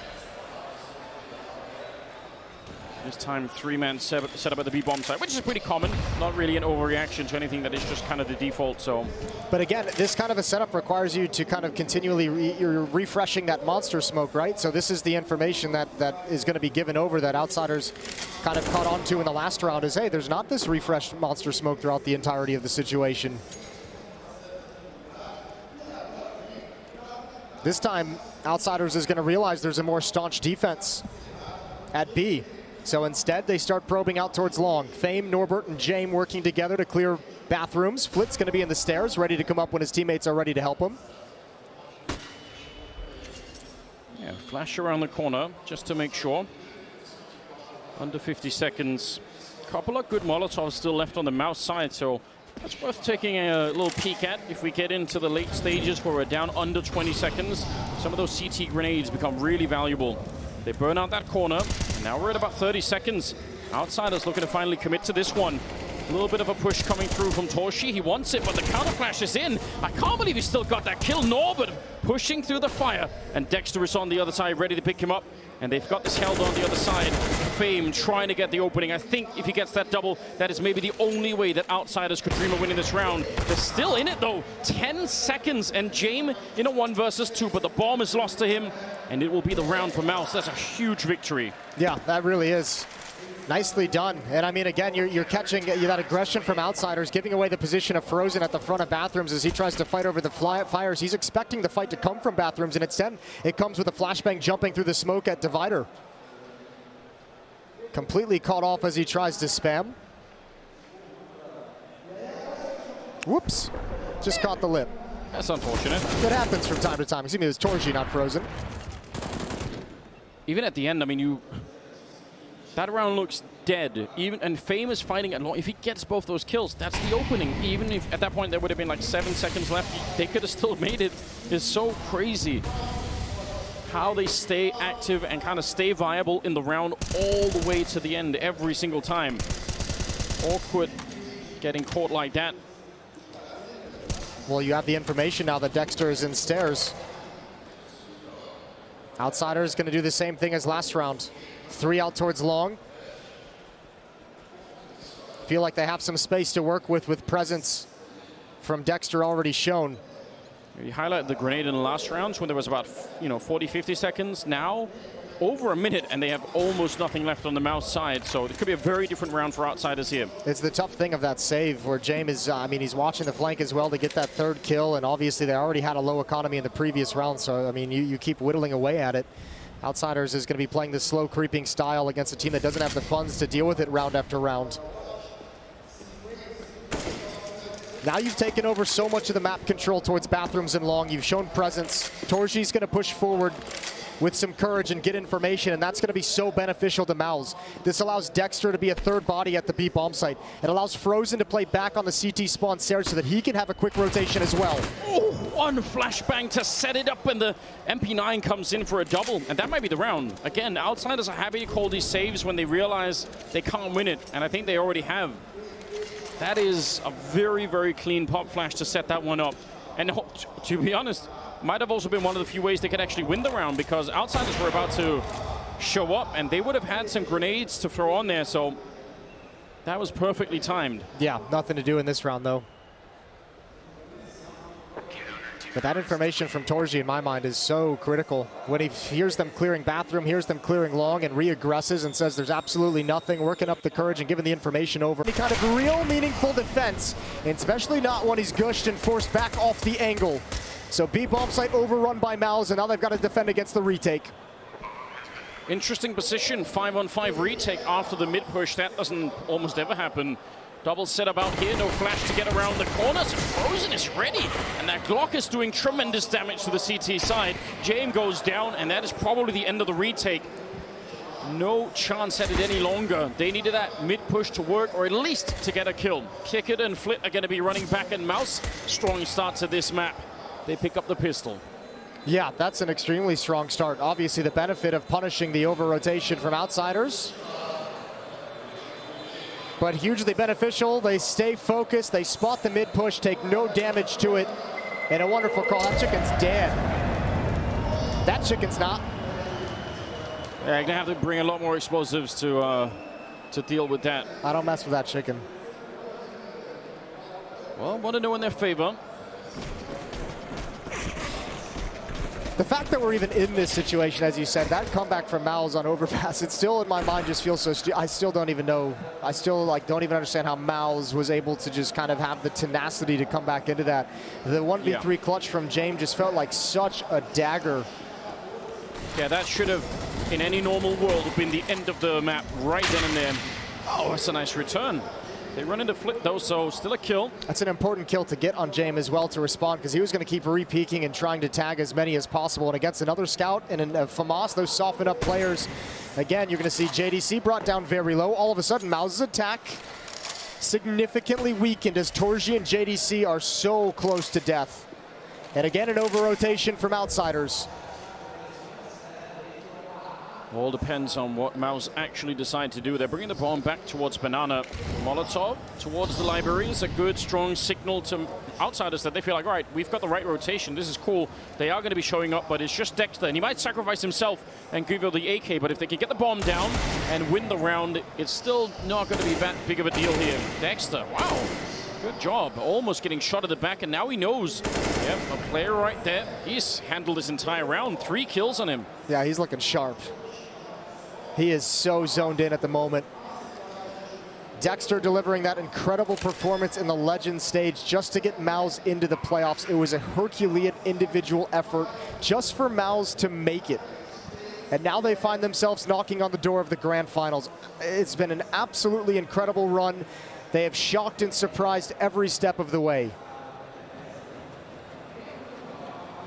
And I'm right there with you. I mean, I think the break between these two maps would have had to have been an hour long for you to even fully comprehend what was going on. I might just have to go back and actually watch that map again because it's so crazy that they brought it home. Now, these two teams, as the desk kind of outlined it as well, these two teams have played Inferno already twice in this tournament. They played it in the Challenger stage in a best-of-1 that Mouz won. They played it as part of a best-of-3 that Outsiders won 2-0. Where Outsiders beat Mouz here on Inferno. So it's almost like we have an Inferno best-of-3 going on between these two teams. And it's not so much who's got the deeper playbook at this point. It's who's going to be able to improvise. These are the kind of matches where things can get really weird and scrappy. Not just because it's the third map, but because you're so intimately knowledgeable of how your opponent plays on this map, how they adjust and respond to different situations on this map. There's going to be so many weird, scrappy mind games that you might see some head-scratching moments as players try and switch things up to confuse the opposition. Early timeout called from Outsiders, and we should say they used their 4th timeout, I think, at like something like 9-9. Yeah. Something like that, 10, like maybe in like the 20th round of the game on an overpass. They have to be very careful they don't run out of abilities to pause the game, because you can betcha in the past 5-round streak that Mouz went on to win overpass, Outsiders was wishing they could pause the game, wishing they could talk things over and slow things down. Even just to slow down the momentum of Mouz Sports, just to give you a little bit of a chance to calm everything down. Right now, Outsiders ranked 6th in the world, and all the top 5 teams, they have all been knocked out. So I'm sure from Outsiders' point of view, they got to be feeling like this is the best chance we're ever going to have to reach the grand final again. I think everyone's feeling that way at the moment. I think Mouz is even ranked 7th. Yeah, you're not wrong about that. And I don't even know if Mouz would even think about the major grand final. They probably didn't think it was possible just a little bit ago. But they too, best chance they might ever have with all the top teams missing. Only 1 helmet in this round on the CT side. You've got to be really, really careful you don't run into that MAC 10. Could easily chew you up. Nade it down, and look at how Dexter's trying to control this space, even low on health. He just wants to pave the way for his team, but he's not going to be allowed to. Norbert rocking that from us and taking down 3 players behind it. That hit never had any chance once they started getting tagged coming up mid. That scout doing excellent damage as they stream forward into a wonderful crossfire, a 3-player crossfire coming up lane. Not much really for Frozen to do. Might choose to save the weapon in this 1v5.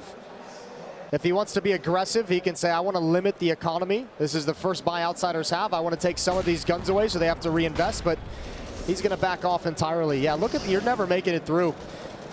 3 assists from Kickert with the scout.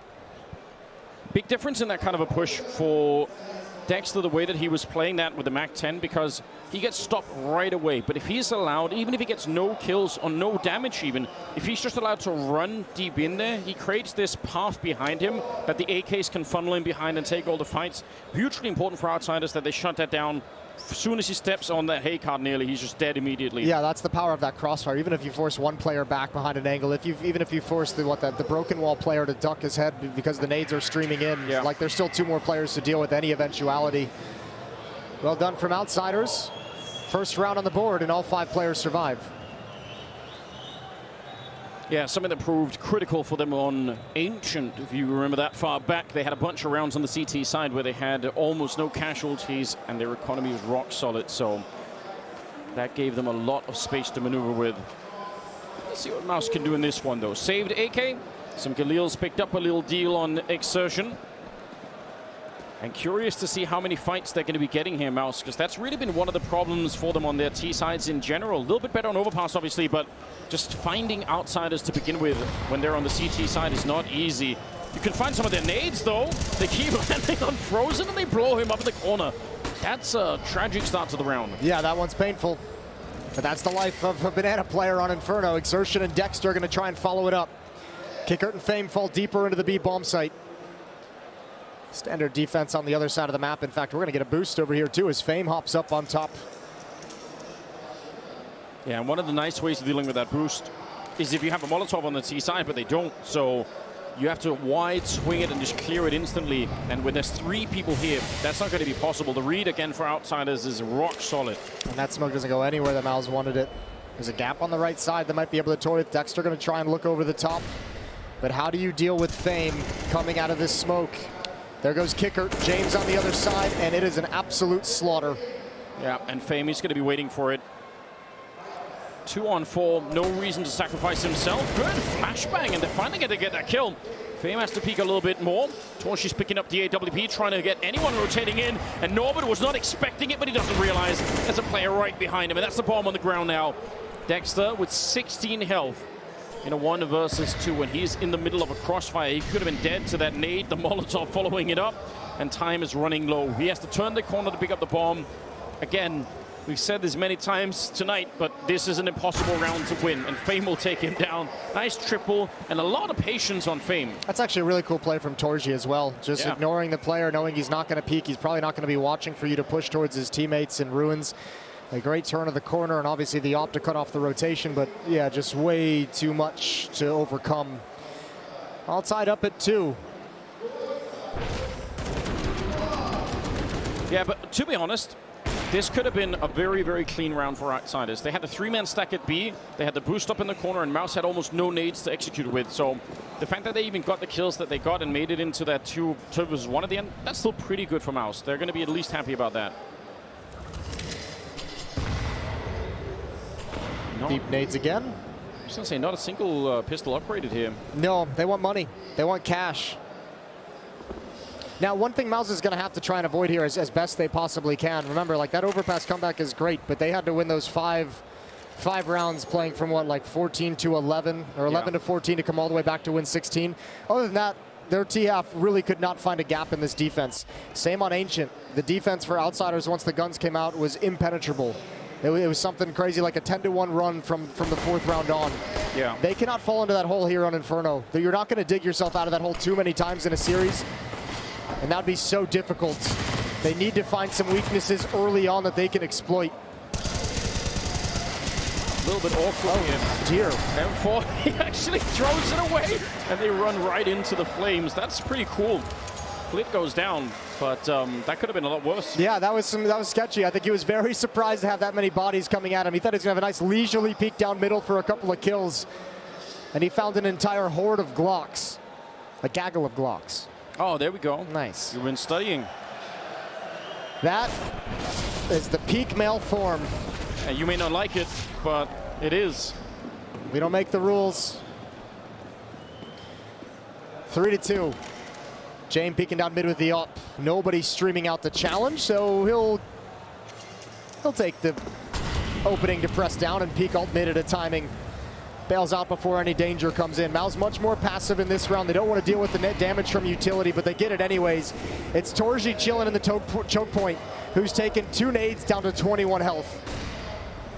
Yeah, this is going to start to be a problem. If they can't even walk onto Banana without taking this much nade damage, it'll be a problem eventually. But this is where it's going to be interesting. I think this might be one of the bigger points of contention. In a lot of ways, we won't really be able to tell. But, I mean, having played this map against this team twice now, as the Banana player, you're going to be so familiar with all the different nade routines and protocols, all the different setups, all the different Molotov and HE combos. Frozen's going to be left alone at the half wall in Banana. Exertion, Dexter, and JDC have brackets control, but it looks like they want to activate Exertion towards Rap side to apply a little bit of pressure. It's the AWP he's contending with, and it's the AWP that's going to find the first kill. No problems there. I don't know if that Molotov actually was meant to go down below. It was up on the roof that looked like it wasn't quite where it was meant to be. And they've lost Dexter and Exertion both. And Flit and Outsiders know exactly what's coming. Flit just didn't even hesitate, didn't second guess whatsoever. He's already shifted over to the B bomb site. Torji's low on health, and Mouz is going to have to call this one off. It's their turn to save. And a 4th round now for Outsiders. Really worth thinking about in terms of getting this banana control, because just to try and you know, pull anything over the eyes of the CTs, if you want to try and tactically outplay them on this map, you really do need banana and top mid. If you can't have those 2 positions, then the CTs will always have a pretty good idea of what's going on. And so far for Mouz, the first part of that on banana has been proven a little bit difficult. But also, they don't really have to run into the nades, right? If Outsiders are going to keep throwing those deep nades, maybe you just wait 20 seconds and then you try and retake it a little bit later on. It's that or you beat them. That or you go hyper-aggressive. Yeah. Timeout taken. This one's from Outsiders as well. Their second one. A timeout after rattling off 4 in a row. They want to make sure they can continue. They built up a good amount of money during this stretch as well. James got plenty of cash for ops moving forward if it ever comes to it. They've only lost 1 player in the previous 2 rounds. Yeah, Flip, the one leading the charge at the moment for them, is 7-1-1.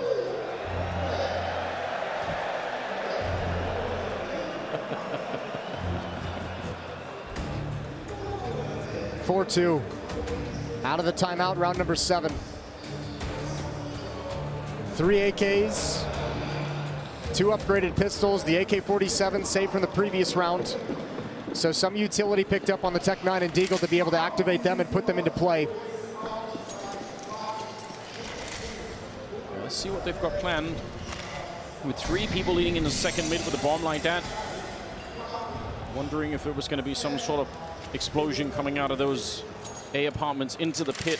Very, very powerful. But Frozen's in middle right now. They obviously need somebody with a flashbang to set that up if they really wanted to go for it. So far, doesn't look like they're even trying that. JDC is just clearing out the apps for now. Exertion with the Deagle. See how accurate you can be with that. Oh, but the timing. Taking away the op angle, which was the entire goal to begin with. There's the flashbang, and they'll come right through. Left side mid is smoked. And they're going to press forward. 4 players here for Mouz.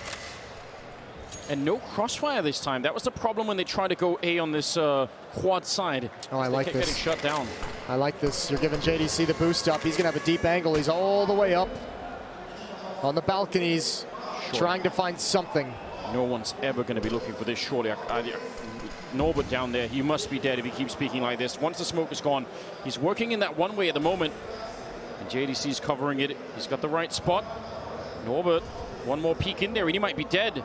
All JDC has to do is trust his instincts and just wait for it. Oh, but up on the bike, he gets it. And Jim will pick up Dexter. Somehow this has worked out anyway for the defense.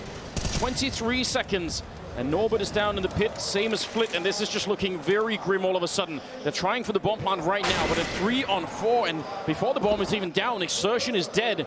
Frozen and Torshi, they can't really do much. Frozen's outside of the bomb site, and just walking away is probably a better choice here. Mouz got the best they possibly could out of this round. I mean, you get shut down in that kind of a fashion. Good shot from Frozen, but there's no chance of actually winning the round. You can take some guns away maybe, but now it's time to save. Nothing at the end as Norbert takes the AK out of his hands. 5-2. Yeah, I mean, Mouz, after they take those initial 2 losses, the boost up onto the balconies, that was unfortunate, doesn't pan out for them, but even getting into the bomb site and getting a plant, there's no chance of winning that because you got 2 players in pit. Yeah. You got 2 players retaking from CT spawn. There's nowhere for you to go inside that site. No comfort, no safety. 3-round lead as Mouz take their first time out, their first break in the action. Going to reinvest with the extra money from the plants, but once again, Outsiders defense looking spectacular. 5 in a row. Wow, I am,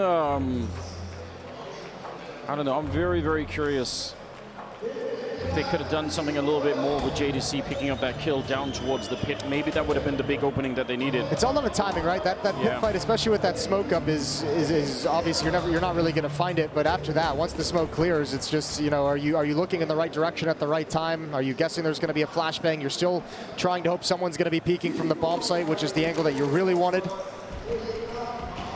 Round 8. Look at the money on Outsiders. There's a deep, dark hole to be in if you're Mouz really early on. Yes, it is. And also, you know, it must have been backbreaking for Outsiders to actually lose Overpass the way that they were playing it, but they seem very much unimpressed at the moment. They're just back into the game plan. They're ready, and they look like they're playing for the grand final once again. Frozen here. That would have been one hell of a shot if he could have landed it, but Kicker is going to be falling back immediately. They give up on Banana, at least for the moment here, and Jame is in the middle, taking down Exertion. Good early kill. Oh, look at the rotation. Already bringing a fourth member of the team over to the A-bomb site. I don't know if there's enough utility from this for Mouz. There's no flashbangs. Jame with this angle, if he peeks into it, they know the position of the AWPer. Dexter can hear it. Patiently waiting, but kick it in the middle with a double. So now it doesn't even matter. Even if Dexter gets this kill, which he's not even going to be able to do easily, out in the open, and this defense is so tight right now. It's beautiful to watch. The early kill, the read, I feel like almost every time Outsiders, they know what is coming at least 15 seconds before Mouz actually get onto the bomb site. Those anchor defenders of the A bomb site that we're seeing double up in pit, it seems like their philosophy at the moment, and maybe this is just born of the previous games that they played against Mouz, is just let's not give them anything. Let's force them to execute. We don't need to peek down lane. We don't need to try and go for any of these fights. They'll handle that on rap side. Jame with the AWP, Kickert on the rotation. We're just going to stay parked. And if Mouz want to execute into us, we're happy to take that fight. We'll love that if they come into our direction. But no reason to peek into it and soften the defense up. And it's working perfectly for these first 8 rounds. It really is. 6-2. But very, very convincing rounds coming out for the CT side. There's only one smoke, so you're going to choose CT spawn, which means Kickert's position over at Coffins is going to be wide open. Yeah, you could dance around that for a while. You almost have to just swing to take that headshot with a deagle. That's maybe the only way you get into it.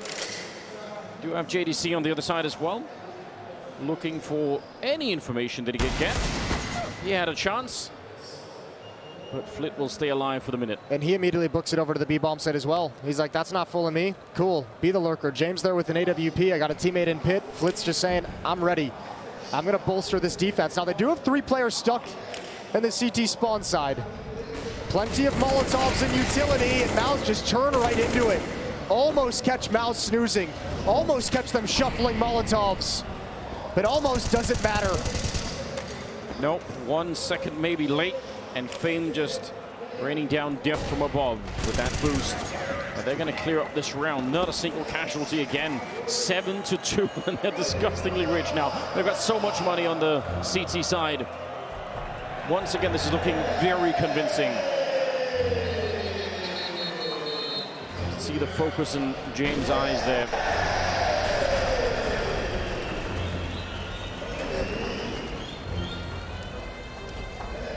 This is a style of Counter-Strike that has been much criticized, and James, especially maybe because of his personal style, has also had to live through a lot of community memes for a long time. Some of them started by us, but there's no denying this result.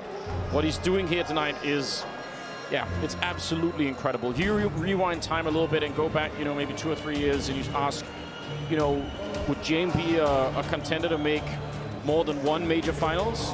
I'm not sure many people would have picked that right off the bat. No, I remember, I mean, the first one they made was so shocking. An incredible upset run while an avant-garde the Berlin Major. Yes. I mean, I think since then his reputation has just grown, and as we've seen some of the players leave his system and heard from more and more of his teammates and heard from more and more of himself, we've started to realize there's a layer of genius behind this. 7-2.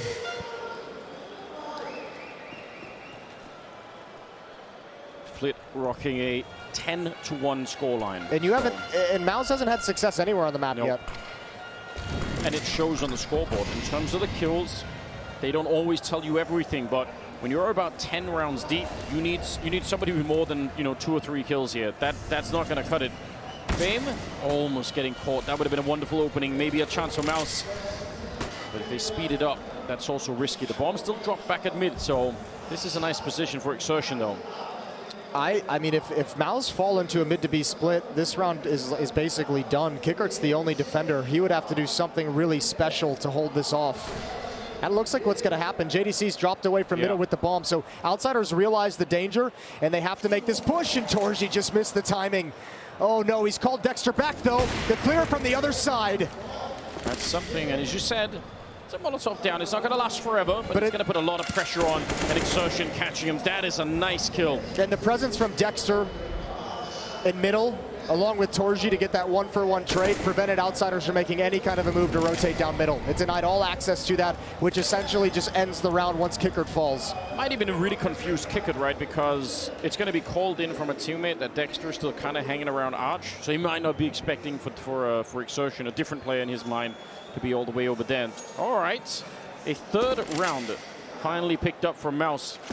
This is a very, very, very slow start. There's no time to celebrate this right now. You have to keep working. And the real nightmare position to be in is, again, look at the cash before we go away from the screen. Norbert's got 13K, Fame right there as well, Flitz right there as well. There's just so much money that literally you're going to have to win, like, especially against Outsiders if they ever choose to save their weapons. Like, they might not have to save for the rest of this half. Yeah, because the round loss bonus is going to start to kick in. Even if they lose a couple of rounds, they're going to be all right. Third round. Every round's a gun round from here on out for Mouz. Good luck. 4 rounds back. And much like Ancient, I mean, you can still put together a pretty darn solid T-half at this stage in the game, but it just feels like Ancient, you're recovering the half. Yep. Yeah, right now you're playing to have even a buffer so that you don't just get wiped out in the second half. So, I mean, 3 rounds, that's not really much of a buffer, but I guess it's better than nothing here. Torch is ready for it, sees the gun barrel, flickers maybe a little bit too early, and they're still pushing, they're doubling down on this aggression, even when they've been found out, and that is going to cost them an attempt for Outsiders to maybe be a step ahead of Mouse Sports to try and see if they could cheat them in the middle, and they're not going to be able to do that. Jame and Kickard, 2 versus 5, and now he's on a cool little flank here, actually going to be walking right into Dexter, no scopes in, but this should be a lost round by all rights. Oh, good kill from JDC. If Kickard had been able to get that, who knows? But you're exactly right. The mid-push, even when it's spotted, it's a classic esports double down. And we know how that goes. Mouz come out on top 2 rounds straight after being barren for 7. Mouz are starting to claw themselves back into this. And as we saw in Overpass, there's just no quit in this team. They might be the only 6 people who believe they can do it, but that belief has taken them a long way. 7-4, I mean, like you pointed out, every single round is going to count right here. And they're already in the zone where at least it's not losing the pistol and losing the semifinal when we go to the second half. They've already made their way past that. Let's see Outsiders. They have anything more planned, or if they are going to go back. I mean, their defaults has kind of been working, so I don't mind that they try and switch it up, because obviously once Mouz show that they, you know, can win a round against the default, maybe that's when you try and do it. But it looks like it's going to be a little bit more standard here. 3 people on the B-bomb site to start with. Torshi, very aggressive. Oh, he would love that timing. Flash is going to make it very hard, and he has to fall back. James at Halls with his AWP. Might be JDC he contends with. Norbert, the elbow is spotted. He gives that up. Lost the initial engagement, wants nothing to do with the fight from there. Now Jame, a very narrow angle. See where they want to focus the pressure here this time. Nice setup for Jame. He nearly could have had that, but instead he's the one down to 22. And this is putting a lot of pressure on the bomb. It's still quite far away, but they're working either side of this A bomb site. And Outsiders feeling the panic set in. Only 3 people at the bomb site. And with Jame already a little bit low and Norbert tacked up, this could be sketchy. I love this call, though. They spotted Jame on balcony and towards pit, and they say, okay, let's get some space on rap side. This is exponentially easier when there's not an AWP challenging against us. And once again, they've opened up the avenue for a mid to be split. Once again, they might be able to crunch into this bomb site, but at least Kickert's got Fame with them this time. Yeah, and they're well aware. They know that this is the weakness. 35 seconds, they get Kicker to start with, and that is a massive entry. Alone on Fame in this bomb site to try and save the round. If he dies right now, they're going to be saving the rest of them. 3 versus 5. Dexter, very, very aggressive. Oh, what a headshot! I can't believe it. I'd like to see the angle that Jame was holding there. They're going to be able to save the AWP anyway, but that's 5 on Mouz. again, this looked like a lockdown of a first half. Yeah, it looked like it. Apparently they're just downloading the strats. Now they figured it out. Now they know what to do. And this is twice now. The defense at A has been exploited, going up ramp side, finding spawn access and finding access to the B bomb site. And that's got to make you nervous if you're outsiders. Still, money just doesn't matter. Money doesn't matter for outsiders. They're just so rich still from the early going. But that doesn't mean anything at the moment if Mouz keep putting rounds on the board 3 in a row. They're up to 5. He is hugging that corner, and still he goes down. Okay. Oh, here we go. We got another contender. Oh, it's not looking good. Nice. I like if that becomes a trend. I feel like more people need to do that. Here we go, round number 13. Another question in that's twice they've done the mid to B split, and it's worked. Feels like, you know, we just talked about what 2 or 3 rounds ago, this is like a recovery situation for Mouz. It feels like now that they're up to 5 with 3 rounds remaining in this half that they've recovered. Yes. Now it's about how many can you put together to actually make this a great half for yourselves. And can you force that defense to maybe act a little bit differently? So far, only 2 people at the A bomb side, which is not that uncommon at the start of rounds on Inferno, but the deeper into the clock it goes, the more strange it becomes that outsiders would still have 3 people here. They're going to go for a little bit of a retake towards the top banana position. Blitz down low already, trying to take some mid control. Still 55 seconds. And they're all in middle right now. Mouz, they want to try and see if they could do it. They got the Braum with them this time, flashing their way through, but Fame, it's a nice angle. He peeks behind the flashbang, is able to take down Exertion. JDC makes the jump down, not quite checking. Oh my lord! How does he get that shot? That is mid-air, catching Norbert. And it's still a 3-on-3. Alone in the bomb site, Flit's got no chance to defend it. And the outsiders, they're making a run for it. I can't believe Mouz actually win this round. This was looking a very, very sketchy start to it. Yeah, it really was. What a great opening from JDC in the pit. 4v5, they convert. Finally, they found some success at A after so many times exploiting B.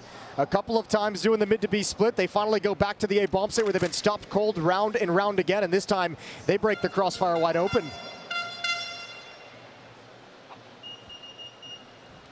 This is a phenomenal half now from Mouz. It really is. I am so impressed watching them just grow on the job. Yeah, we're watching this. I mean, this is a test that they've never had before. Not at this level, not under this much pressure. You're watching them essentially evolve right in front of our eyes. 7-6, 14th round is coming up right now. This is mental. And I mean, there's no option. Once this kill comes in onto Flit, he had to stay alive far longer if they wanted a chance at coming in for that retake. And I think maybe, I don't know, like this is a lot of, this is way earlier than Outsiders has had pressure applied to them in any of the maps. And Overpass, it didn't come till way late in the game. Now all of a sudden, Outsiders in some trouble early on because Mouz seems to have figured it out. They've got tons of confidence from the previous map, tons of confidence from a 4-round streak, and they've exposed you at both bomb sites now.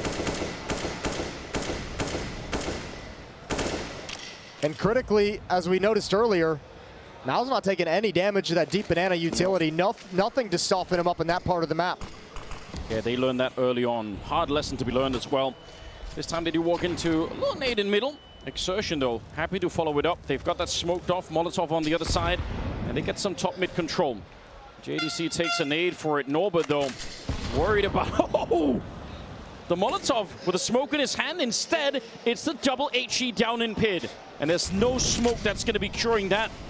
Bomb is back there, and they're going for it. Look at Dexter. He's selling this all the way. They might be expecting some sort of rotation happening through Banana. That's not coming at the moment. I can't believe Dexter is this far in. No one spotted him, and he nearly could have had the kill. But now, over at the B-bomb site, only Fame there to defend. They got to pull the trigger. They're going to have to go through this smoke. It's the only option. If they delay this, the rotation's already coming in. This is taking way too long, it feels. Fame is going to get the first. They're trying to go back to the A-bomb site, trying to pull a double fake, and oh, it's so crazy. It just might work. Yeah, Outsiders are not actually ready for it. 25 seconds. Flit, he could still ruin this round. All he needs is a kill and then to stay alive. That's the most important thing. And he's calling it in. There's a nice shot, Flit. This is so well played. Instead of fighting early, he waits. He takes down JDC, a jump on Frozen, and this round is done. 8 seconds left, Flit. He's finally going to be going down, but it doesn't matter. He just saved his team. It might have worked. They had the weakened and softened defense they wanted.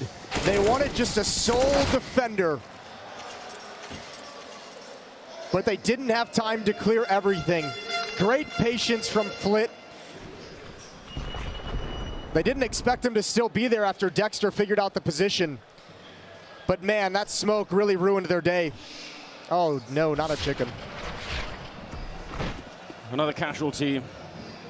A necessary casualty, some would say. Yeah, didn't even use the smoke at all. Here we go, round number 15. And again, those deep nades coming in. A lot of space taken behind it for the CTs. But this is a very, very open half. Even if Outsiders win this one, Mouz are going to walk away thinking it's not bad. Wow. Late on those grenades. And Frozen is down to 10 health.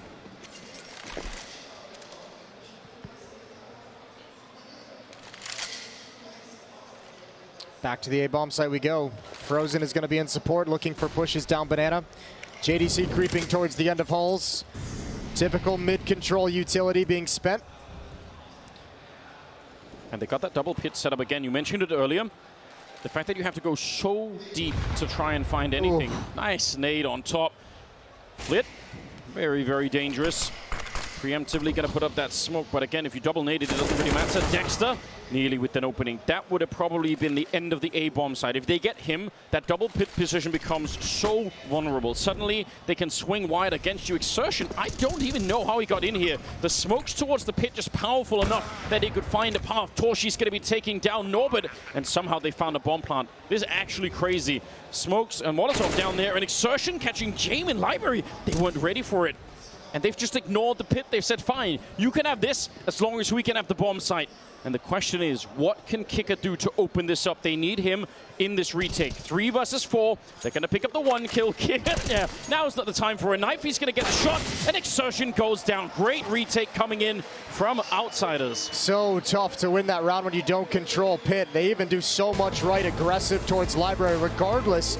A good half from Outsiders, a good half from Mouz too, scraping together 6 rounds in a recovery scenario to make this competitive. We're finding out our first grand finalists right after the break.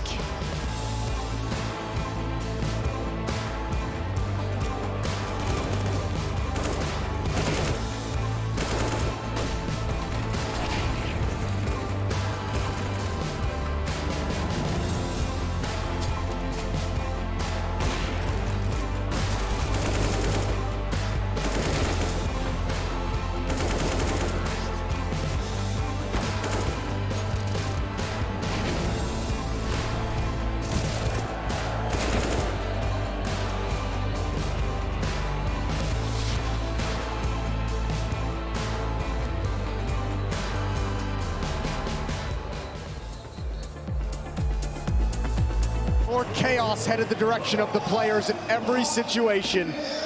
And second half pistol is live.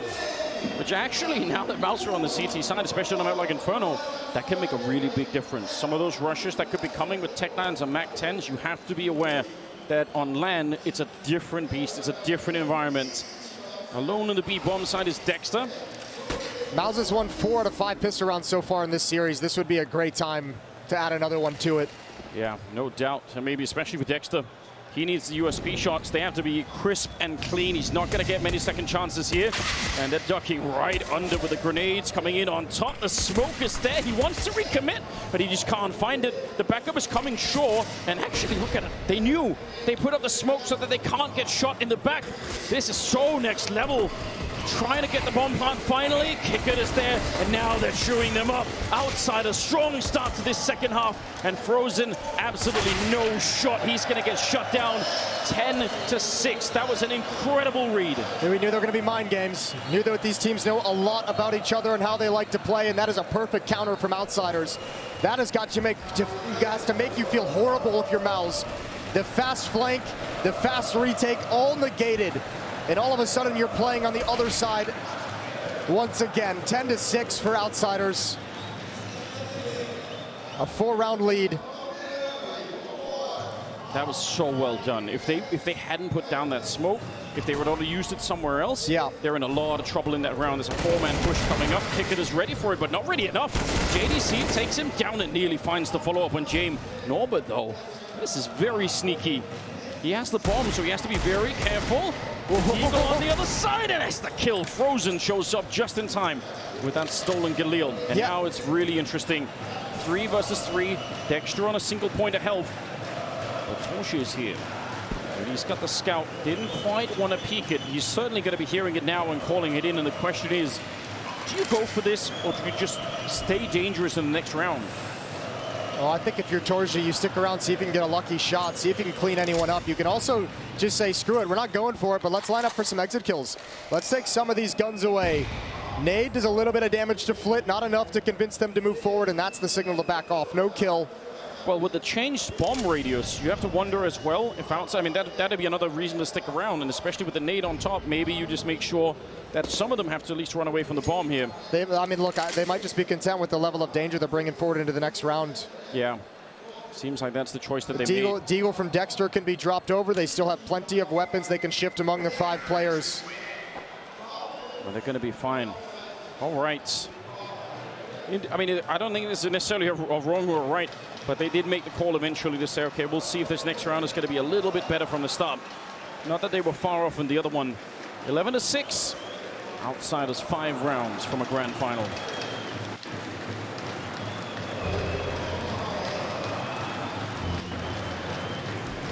If nothing else, Mouz has proven tonight that Outsiders are mortal. They can be broken, although it's not easy. This is once again a very early 4th timeout for Outsiders to take. They have none remaining, and this was a huge issue we highlighted at the beginning of this map. This was a massive problem for them on overpass. They had no chances down the stretch to adjust, to adapt, to try and cool down Mouz.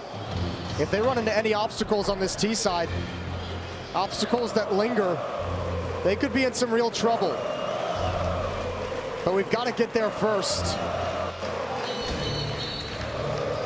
Round 18. I almost feel like this will, I mean, Paul's pop his potential with 3 MAC-10s. Something fast-paced up middle or banana always has potential with 3 MAC-10s.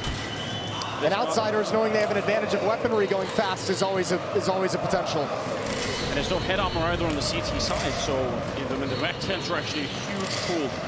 On a map like Inferno, you can't really put that much distance between you and the Ts. There we go in the middle, hunting it down. It took a while, but eventually Torchi's going to be out of the rounds. The scout no longer a threat. And they have this little clever double boost to look over the smoke, although nobody's showing up.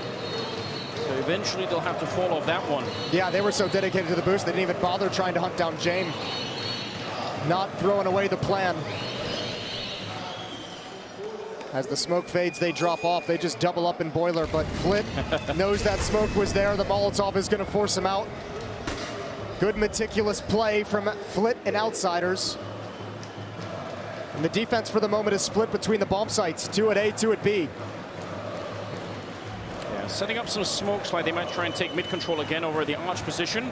And it's enough to draw Mouz a little bit back from the B-bomb site, which we can tell on the minimap is a big mistake, although maybe it won't even matter now that Flit's got that double kill. He's still fighting. Nice shot mid-air. And the Galil is a fine weapon to bring into the next round, even if you're Mouz here. It's going to be eventually a late B take coming through, and there's no one here to defend. All right. You're barking on the other side of the smoke. You'll get a lot more back. Frozen alone in the round, 12-6 now. Outsiders going to be doubling the round score of Mouz. Yeah, this is a massive lead. It just puts all the more pressure on Mouz to get going in that first gun round immediately. Put something on the board to slow down this onslaught. Frozen going to try and save the Galil. James on the hunt.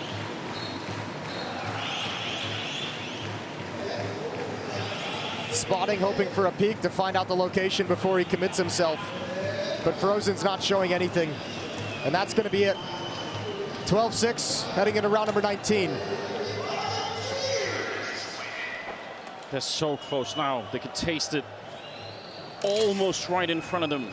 And like you pointed out, that first buy round that is coming up for Mouz. Unbelievably important for this semi-final. Again, they have a good economy on outsiders. And Mouz are struggling to put something together here. Now, you might not think it's much of an issue with this crowd now coming in and filling up the lower stages of this arena, but on the CT side, trying to find the confusion of an outsider's attack, of where they're pulling you across the map, leaving lurkers in every position, that can be a real distraction. That is a great start with the Molotov, and James jumping up right into it and immediately punished for it. Dexter's going to be taking a peek down middle. But the incentive now for the CT side to try and do much of anything, that they're playing 4 and 5, you don't really have to be battling that much. Could stay holding top mid like this. Smoke, pretty well timed. And outsiders will have to go back and wait it out. A lot of nades used already for Mouz. Maybe that is one of the few things here that outsiders could be happy about if they keep waiting. It's given him some deep positioning, though. Frozen can actually challenge deep if he wanted to, and indeed, he seems like he wants to peek over at the boards. Got to be careful. He does have head armor, but it doesn't matter. That Mac-10 is quick. Nice shooting from Kicker. And Fame is now slipped up towards brackets. Mouz is going to come re-clear this, or they're going to try to. If JDC went down, that's probably the A defense gone right away. It is on a knife's edge. Under 40 seconds, and they're going to go back, pick up the bomb, recommit some of those smokes over towards Library. And the question is, Exertion, is he going to get any backup? He has got no grenades, no teammates. This round is on him. He basically has to get probably a triple kill to even buy the time here. I don't even think a double would do it. They're starting to make their way over, but it's all on Exertion. M4 in the back, he picks up one. We need one more headshot. Oh my God, pushing through the smoke. He gets a double, and Flip is on his own. I can't believe it. They managed to hold the bomb site, and there's no more time. Flip, he cannot win this round. That is so unlikely. What a heroic spam through the smoke. You take a little bit of luck on your side to win you the round. They're first in this second half, but Exertion had nothing, no support. The fact that Torji gets 2 kills through this smoke is absolutely spectacular. That is a prayer that was answered. 5-round gap. Exertion is beyond dead if that doesn't happen. And even the double kill, I mean, even if Exertion had got the double, it might even then not be enough. Because outsiders still get the bomb plant, they're still playing in a pretty good position. Who would have thought? M4 through the smoke for the double, and we're in round number 20.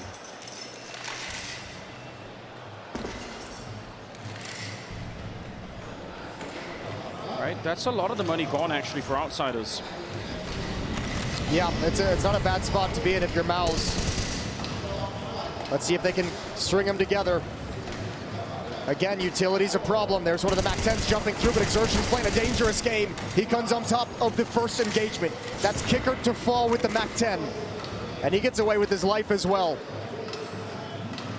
And Frozen had fallen back just at the same time, so they couldn't even really help each other out. He's back to be there now, at least. Oh, look at that challenge. Norbert sinks up lane. JDC, what are you going to do here? You know they're coming one from above and one from lane. You're trusting Torji with the op. You provide a great supportive fire in the previous round. Yeah, you're right. Life is on this one. Norbert double opening, and he keeps going. That's the round done. 3 kills to get into the site now. Frozen Insertion, I don't know about this. They don't really have the money. I feel like this is so risky if you try and go for this. If you wipe out the money here, for outsiders, this might almost be the map done. Frozen and Exertion, they're thinking about it. They're going to get a kill through on Jay, no less. And Flit is down in the pit. He's got a lot of health still left. Bomb only just now planted, and they do have the kit on Frozen. They've created a space, a moment maybe, for one misstep, and they're going to get wiped out, and with them, all of the money as well. The kit's in graveyard. Yeah, it's taken a long time already. There's one kill. Frozen tries to hunt him down, and Flit is quick to revenge that kill. No problem. Double for him. And Outsiders, they're going to be at 13. And you're exactly right. That was a massive risk to go for that retake with this kind of economy. It's a timeout for Mouz. They're third. They do not have a lot of funds to play with. Oh, man. They're back 6 rounds. They fought so hard to get here to begin with, and they might have to sit this round out.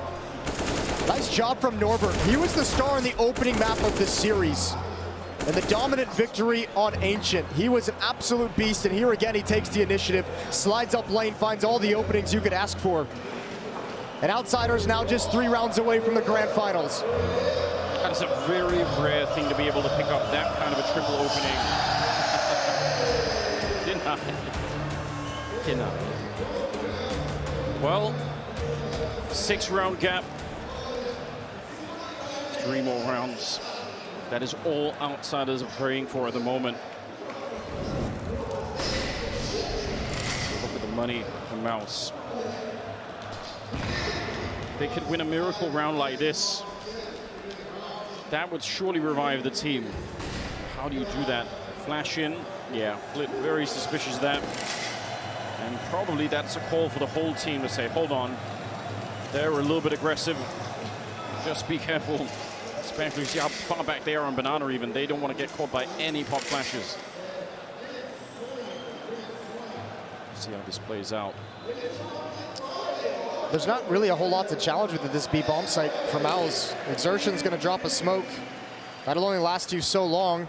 I guess the biggest question will be, does Outsiders get nervous at all that there's too much behind it, too much presence? Actually, blinded is the smoke. It might come out a little bit late. Exertion, he's going to throw it out now, but they're already coming through, and another flashbang.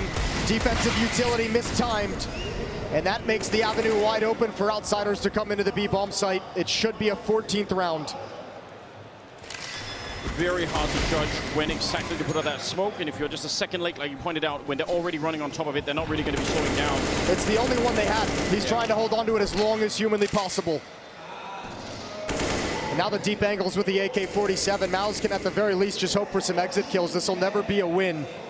And that's not enough to rely on at 7-13. It's going from bad to worse.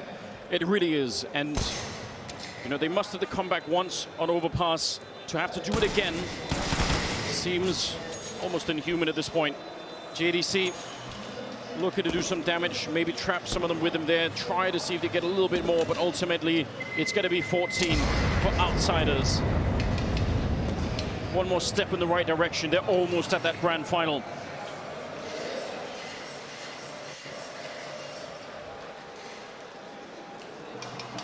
And the plan is working for them every step of the way.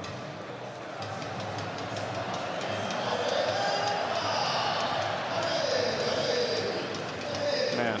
Not a whole lot of opportunities for Mouz left to get back into this. They need a big run here. They need an energy-changing streak to build up some hope. That's a nice way to put it, yeah. They need somebody to step it up and really make this team believe again that somehow they could be brought back. They are at a huge deficit at the moment. And Outsiders are slowly but surely putting them to sleep in this one. Exertion and Frozen holding on that B-bomb side. Outsiders haven't really taken any damage for this kind of progress up Banana. Kickert's here with 99 HP. None of the utility, the counter nades from Mouz actually landed, actually worked. Deep smoke, Molotov as well. That'll burn Kicker down, slow things, and Exertion goes for a very risky spray through the smoke. No punish quite yet. Very, very deep nade, but it's just the MAC-10 that gets caught up in it. So maybe not quite the... yeah, it would have been a little bit better if it would have been James or somebody else maybe.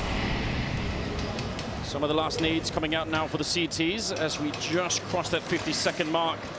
And you know Outsiders do not care how low this clock goes. They will run it down all the way if they have to. Smoke left on Exertion, but he just put it out. And they had this stack, this lean towards the B bomb site.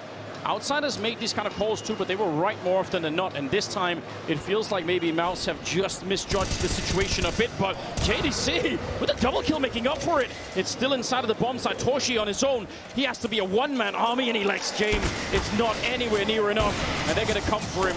Great effort. Dexter just in time. And it's a 1 versus 2 now. I actually think they might have a chance here. James, very low on health as well. Going to be putting the bomb down. But don't underestimate him.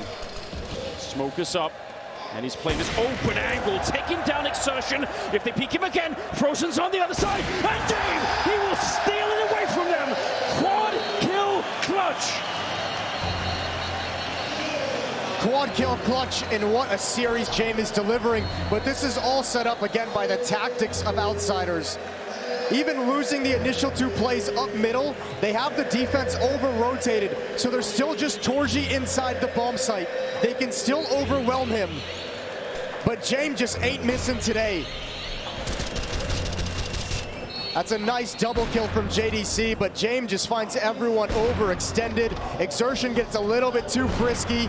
No chance for Frozen to trade, and James puts another clutch, and this time it certainly will be the dagger. 8 in a row for Mouz.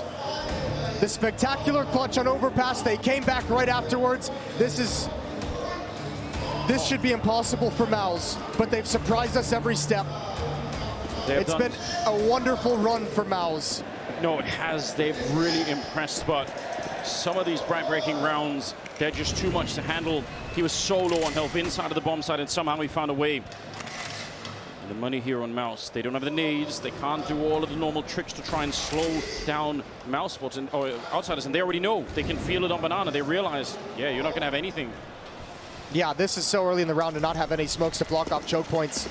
There's 1 left on JDC. But that's aggressive in holes for the moment. And Outsiders can poke and prod any which way they choose. They've got all the time in the world, all the luxuries in the world.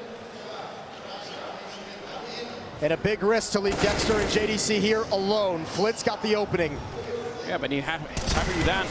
Torshi runs right into the shot, and Kicker will take him down. Dexter alone in the pit with an army coming his way. He gets a couple of great taps, taking down Kicker to Norbert, and they're going to back off. No way.